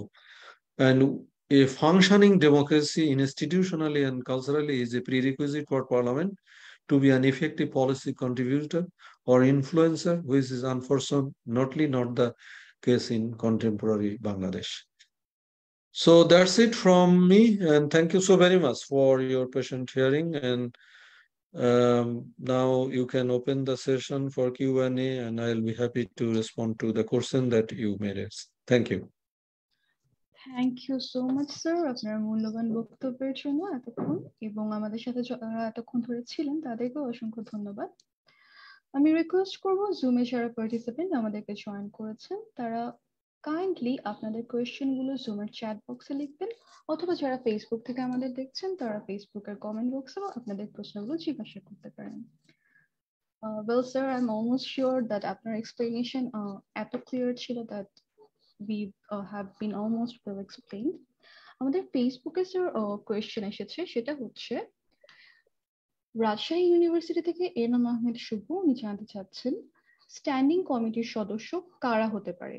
যদি অন্য সংসদ সদস্যদের মধ্য থেকে standing কমিটির সদস্য নেওয়া হয় তাহলে মন্ত্রণালয়ের মন্ত্রী বা প্রতিমন্ত্রী এবং স্ট্যান্ডিং কমিটির সদস্যদের চেইন অফ কমান্ড কিভাবে বজায় রাখা হয়? কারণ ওয়ারেন্ট অফ প্রেসিডেন্স অনুযায়ী মন্ত্রী বা প্রতিমন্ত্রীর অবস্থান অন্য সংসদ সদস্যদের থেকে একটু উপরে থাকে। Okay. Should I respond now? Yes, sir, you can. Okay. So, standing committee member, এটা হলো basically committees are the mini parliament.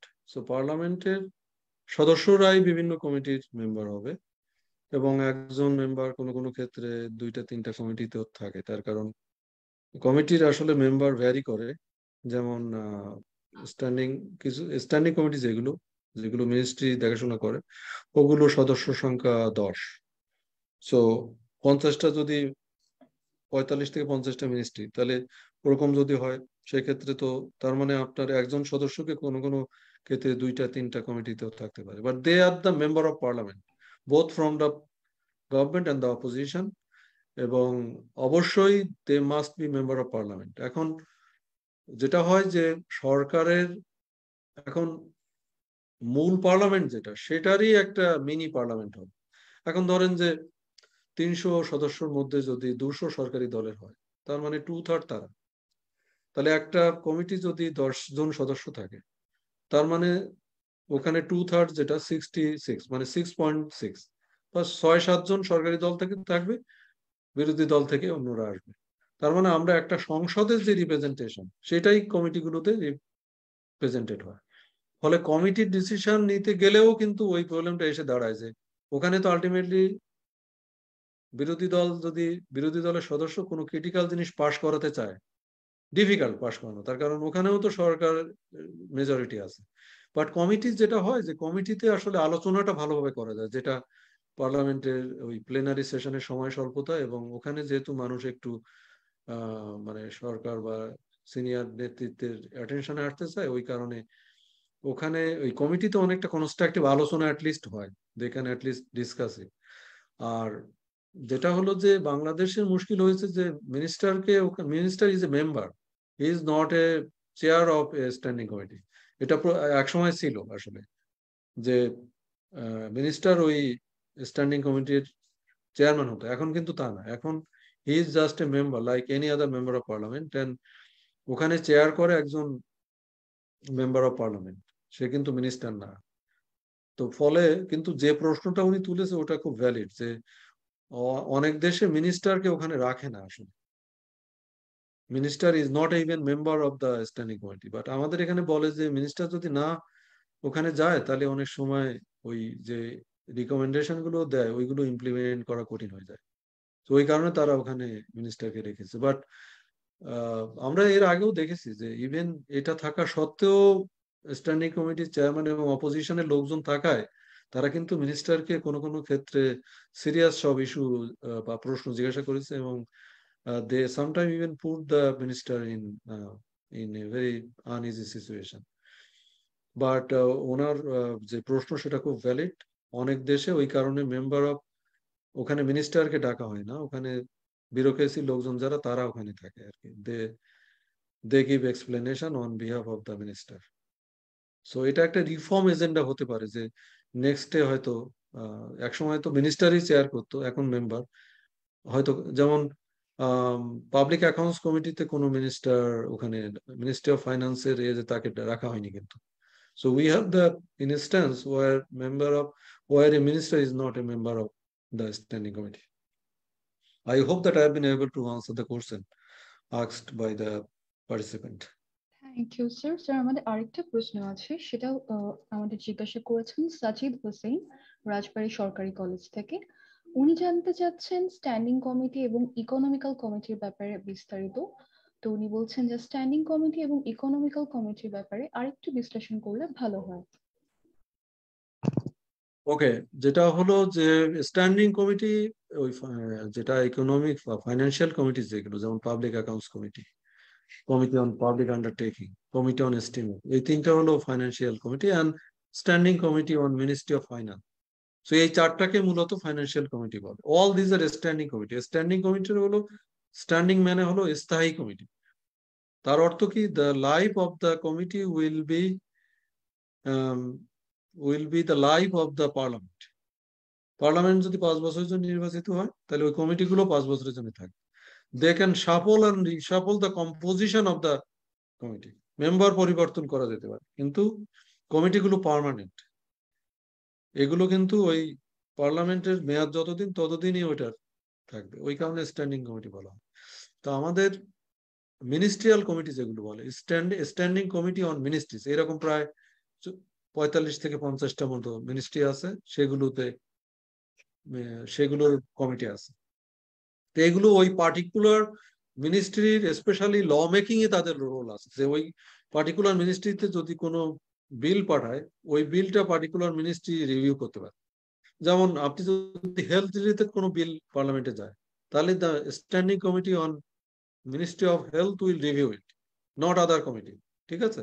তাহলে পার্টিকুলার মিনিস্ট্রির জুরিসডিকশনে যে বিলগুলো যায়, that is scrutinized and reviewed by the standing committee And the standing committee also do the work of oversight. Oversight থেকে একটা particular মিনিস্ট্রির কোনো irregularity যদি হয় সেটা ওরা আনতে পারে এবং সেটা ওখানে আলোচনা করতে পারে, যেটা আবার মিনিস্ট্রি অফ, যেমন আমরা যদি ফাইন্যান্সিয়াল কমিটি, যেটা পাবলিক অ্যাকাউন্টস কমিটি, এই কমিটিটা কিন্তু সবগুলো মিনিস্ট্রিকে কভার করে। স্ট্যান্ডিং কমিটি ওই পার্টিকুলার মিনিস্ট্রিকে কভার করে। পাবলিক আন্ডারটেকিং যেটা ministry of standing committee of public undertaking, এটা সরকারের মিনিস্ট্রি গুলো নয়, সরকারের কিছু পাবলিক এন্টারপ্রাইজ আছে, সেইগুলোকে তারা দেখেন।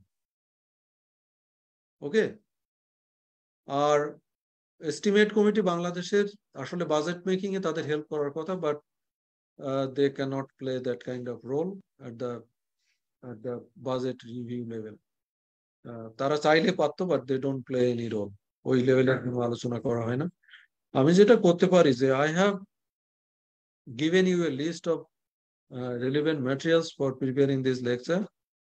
ওখানে এই সবগুলো ম্যাটেরিয়ালস আমার কাছে সফট কপি আছে, so I can send all those materials to you so that you can, read it and you can get comprehensive idea about the role of the committees. আমার নিজের বই যেটা, ওইটা 3টা পার্লামেন্টের উপরে তাদের রোলটা কি সেটা আছে, so if you are interested you can also study that book and you can know more about.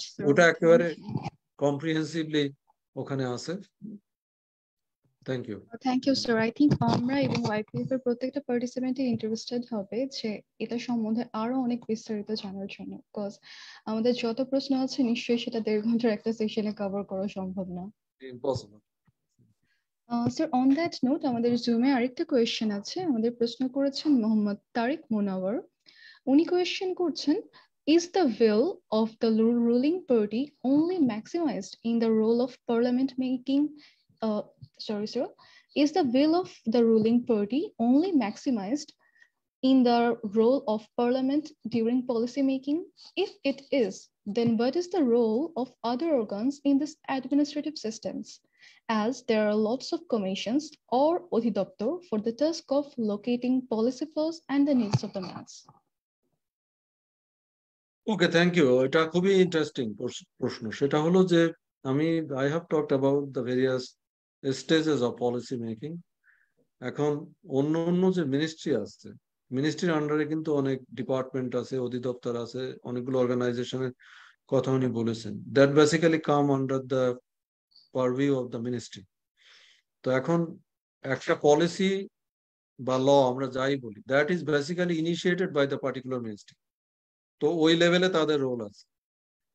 Policy initiation যেটা বা পলিসি ফর্মুলেশন, ক্যাবিনেটে অ্যাপ্রুভ হওয়ার আগ পর্যন্ত the role of the ministry is there, and it is basically the government official who represent that particular organization, the ministry. ওইটা একটা জায়গা। আরেকটা হলো যে the most important role played by different other commission, organization, অধিদপ্তর, department is the policy implementation. So they have role at the policy formulation level, but they don't have much role at the in between, like parliamented discussion যেটা সেখানে they cannot really take part, they cannot participate there. But কোনো মিনিস্টারকে যদি প্রশ্ন করা হয়, সেই প্রশ্নের answer is prepared by the government officials. So ওদের রোল আছে, they are everywhere actually.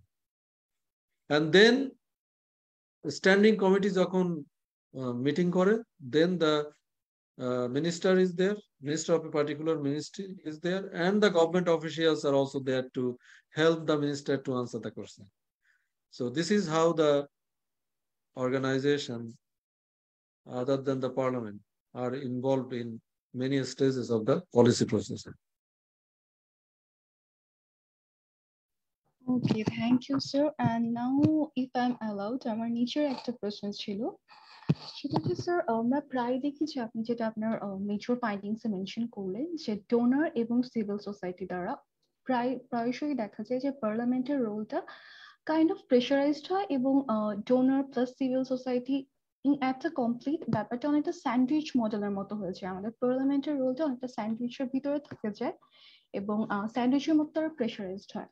তো এই অবস্থা থেকে আসলে ডোনার এবং সিভিল সোসাইটি, যেটা আমরা দেখে আসি যে আগে গুড গভর্নেন্স বা গ্লোবালাইজেশন ইস্যুতে যেভাবে প্রেশারাইজড হয়েছে, এই প্রেশার গুলো আসলে এগুলো থেকে উত্তরণের উপায়টা কি?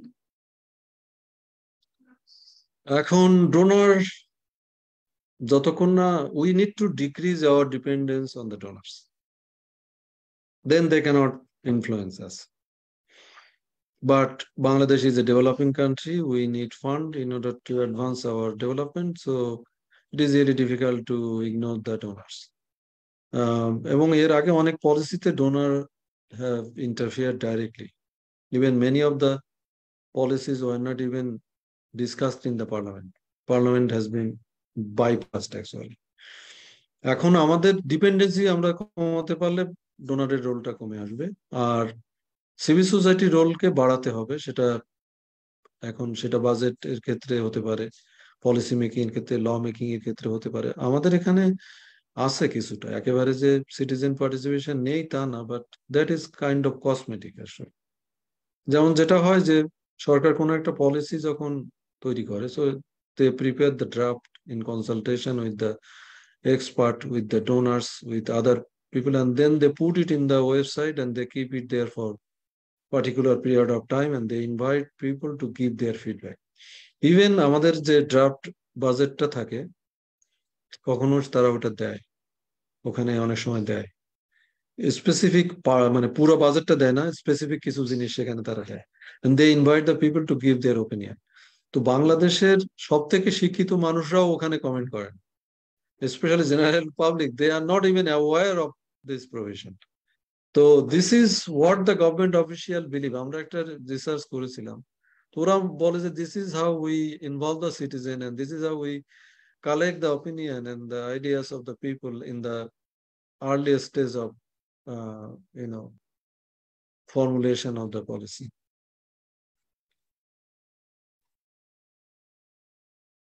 স্যার, আরেকটা প্রশ্ন, সেটা হচ্ছে আপনার বই থেকে আমরা জানতে পারি যে গভর্নমেন্ট অ্যাকাউন্টেবিলিটি যে ইস্যুটা, সেটা সাউথ এশিয়াতে, যদিও আমরা ওয়েস্টমিনস্টার পার্লামেন্টারি সিস্টেম ফলো করার চেষ্টা করি, তো সাউথ এশিয়ার ইন্ডিয়া এবং শ্রীলঙ্কাতে দেখা যায় গভর্নমেন্ট অ্যাকাউন্টেবিলিটি পার্লামেন্টের ক্ষেত্রে অতটা সাকসেসফুল হয়নি যতটা এটার ওয়েস্টার্ন কাউন্টার পার্টি হয়েছিল। তো এই গভর্নমেন্ট অ্যাকাউন্টেবিলিটি ইনশিওর করার অ্যাকচুয়ালি বেস্ট ওয়েটা কি? Okay, it's a big question and it's really difficult to answer. But আমরা যদি আমাদের সাউথ এশিয়াতে দেখি, then Indian parliament is certainly ahead of any parliament, এবং they're doing better because এবং আমি যেটা করেছি যে আমার বইয়ে আসলে ইনস্টিটিউশন গুলো আমাদের এখানে ওভাবে দাঁড়ায়নি, আসলে পলিটিক্যাল কালচারও একটা ফ্যাক্টর। তো আমি যেটা বলেছি, I disagreed and contested the ideas or the model given by the Western world. ওরা বলছে যে আমরা যদি পার্টিকুলার প্রতিষ্ঠান দাঁড় করাতে পারি, সেটা সরকারকে অ্যাকাউন্টেবল করবে বা ওখানে জনগণের পার্টিসিপেশন এনশিওর করবে। কিন্তু আমি যে আর্গুমেন্টটা করেছি সেটা হলো যে this is not the explanation that can explain everything, especially in a developing country like Bangladesh. এখানে পার্লামেন্ট কিভাবে কাজ করবে, পলিসি কিভাবে কাজ করবে, ল মেকিং কিভাবে হবে, সেটা কিন্তু সিস্টেম দিয়ে হচ্ছে না। It is rather the other issues, macro issues, political culture, confrontational culture. আমরা বলেছি যে the two chiefs of the major political parties in Bangladesh are not on talking term for the last how many years, from 90. So 32 years, they don't even talk to each other. But if you take a look at the Westminster Parliament, Britain, so what do you see there? কোনো major issue যদি থাকে, সেটা তারা opposition লিডারকে আগেই আলাপ করে তারা। So এই রিলেশনশিপটা যদি ভালো না হয়, বাংলাদেশ পার্লামেন্ট বলি আর যাই বলি, এগুলো কাজ করবে না।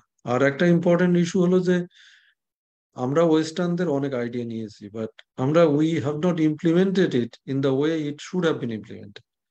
আপনি দেখেন যে একটা পার্লামেন্ট যখন আসবে, so you need to really ensure the free and fair election that really worked in Bangladesh from 1990 to 2014. After that, it did not work. And you can see that the parliament did not play that much role after 2014. But it really played good role between 1990 and 2014. So ওই জায়গাগুলোতে আমাদের হাত দিতে হবে। অ্যাকাউন্টেবিলিটির শুরুটা হলো যে আমি কাদেরকে নিয়ে সংসদ গঠন করছি, সেটা তো একটা ফ্যাক্টর।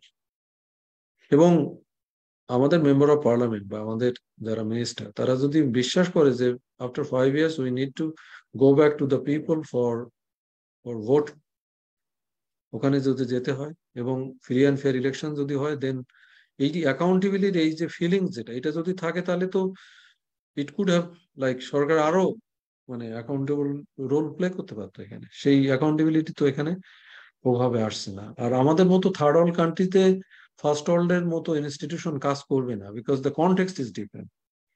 তো ওই কারণে আমি কিন্তু বলেছি যে ওয়েস্টার্ন যে লেন্স, যে you get the institution corrected and it will work automatically, it will bring result.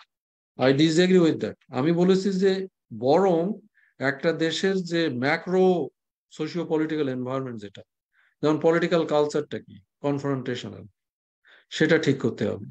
তারপরে আমাদের ইনস্টিটিউশন এগুলো reflected, hierarchical society, patrimonial society, patron client relationship is there, and you can not change it over period of time. আপনি western ওয়ার্ল্ডে state play a role, state and government and political parties are not the same, but we see that it is almost the same in Bangladesh. So we really need to get this thing corrected. Okay, অনেক ধরনের এরকম আলাপ আছে, and we can continue it for long, but I hope that I have been able to indicate at least. এবং আপনাদের you need to really study hard. আমাদের যেটা হয়েছে যে ইভেন বাংলাদেশের যারা political scientist, even public administration বা social science যারা প্রফেসর, তারাও পার্লামেন্ট ঠিক মতো বোঝেন। সো আমি মানে আমার ছাত্রছাত্রীদেরকে কি বলবো, so you really need to study it seriously, otherwise you can not understand it. Parliament তো একটা মাত্র ব্রাঞ্চ, সেটা যে কি পরিমাণ মানে কাজ আছে, ইউ উইল বি সারপ্রাইজড। যেমন কনস্টিটিউয়েন্সি নিয়ে কাজ আছে, যে কনস্টিটিউয়েন্সিতে যারা মেম্বার অফ পার্লামেন্ট, ওখানে কনস্টিটিউয়েন্সি অফিস আছে আমেরিকাতে, সেখানে তাদের অফিস আছে, সেখানে তারা সাধারণ জনগণের সাথে ওখানে ওঠা বসে। আমাদের এখানে তো কোনো অফিসই নেই। তো এরকম দেয়ার আর সো মেনি ওয়েজ। মিডিয়ার রোল আছে, মিডিয়া কি ধরনের রোল প্লে করবে সেখানে আছে। Office of the controller auditor general, সেটাকে কতটা ডেমোক্রেটিক করা যাবে সেটা ওখানে দেখতে হবে। স্পিকারের রোল কি হবে, ডেপুটি স্পিকার কি অপোজিশন থেকে হবে কিনা। আমাদের এই 3 দল একসময় এটা এগ্রি করেছিল যে the deputy speaker will come from the opposition, and they did not keep their word. So there are so many issues that we can discuss. এবং আপনারা যেটা করবেন, ফিলিপ নর্টনের বই পড়বেন, Philip Norton. Okay, and I will ask the people who are in charge of youth policy from to get in touch with us so that we can provide you with materials, and you please study it. Okay, we'll be happy to share materials with you. That will help you to know better, because এই session অতটা cover করা যায় না। আমি যা পড়াচ্ছি এটা আসলে একটা কোর্সে পড়ানোর কথা। So that we could have covered it. I have just tried to touch the main points and could not get into detail in depth that much. Thank you so much, sir. অবশ্যই আমরা আশা করছি আমরা খুব তাড়াতাড়ি আপনার কাছ থেকে reading materials এবং অন্যান্য সামগ্রীগুলো নিয়ে আমাদের পার্টিসিপেন্টদেরকে প্রোভাইড করতে পারবো। And thank you so much sir, প্রায় দীর্ঘ 2 ঘন্টা যাবত আমাদের সাথে কথা বলার জন্য, আমাদেরকে সময় দেওয়ার জন্য, এবং পার্লামেন্ট এবং পলিসি মেকিং এর সম্পর্কে আপনার এত মূল্যবান মতামত আমাদের সাথে শেয়ার করার জন্য।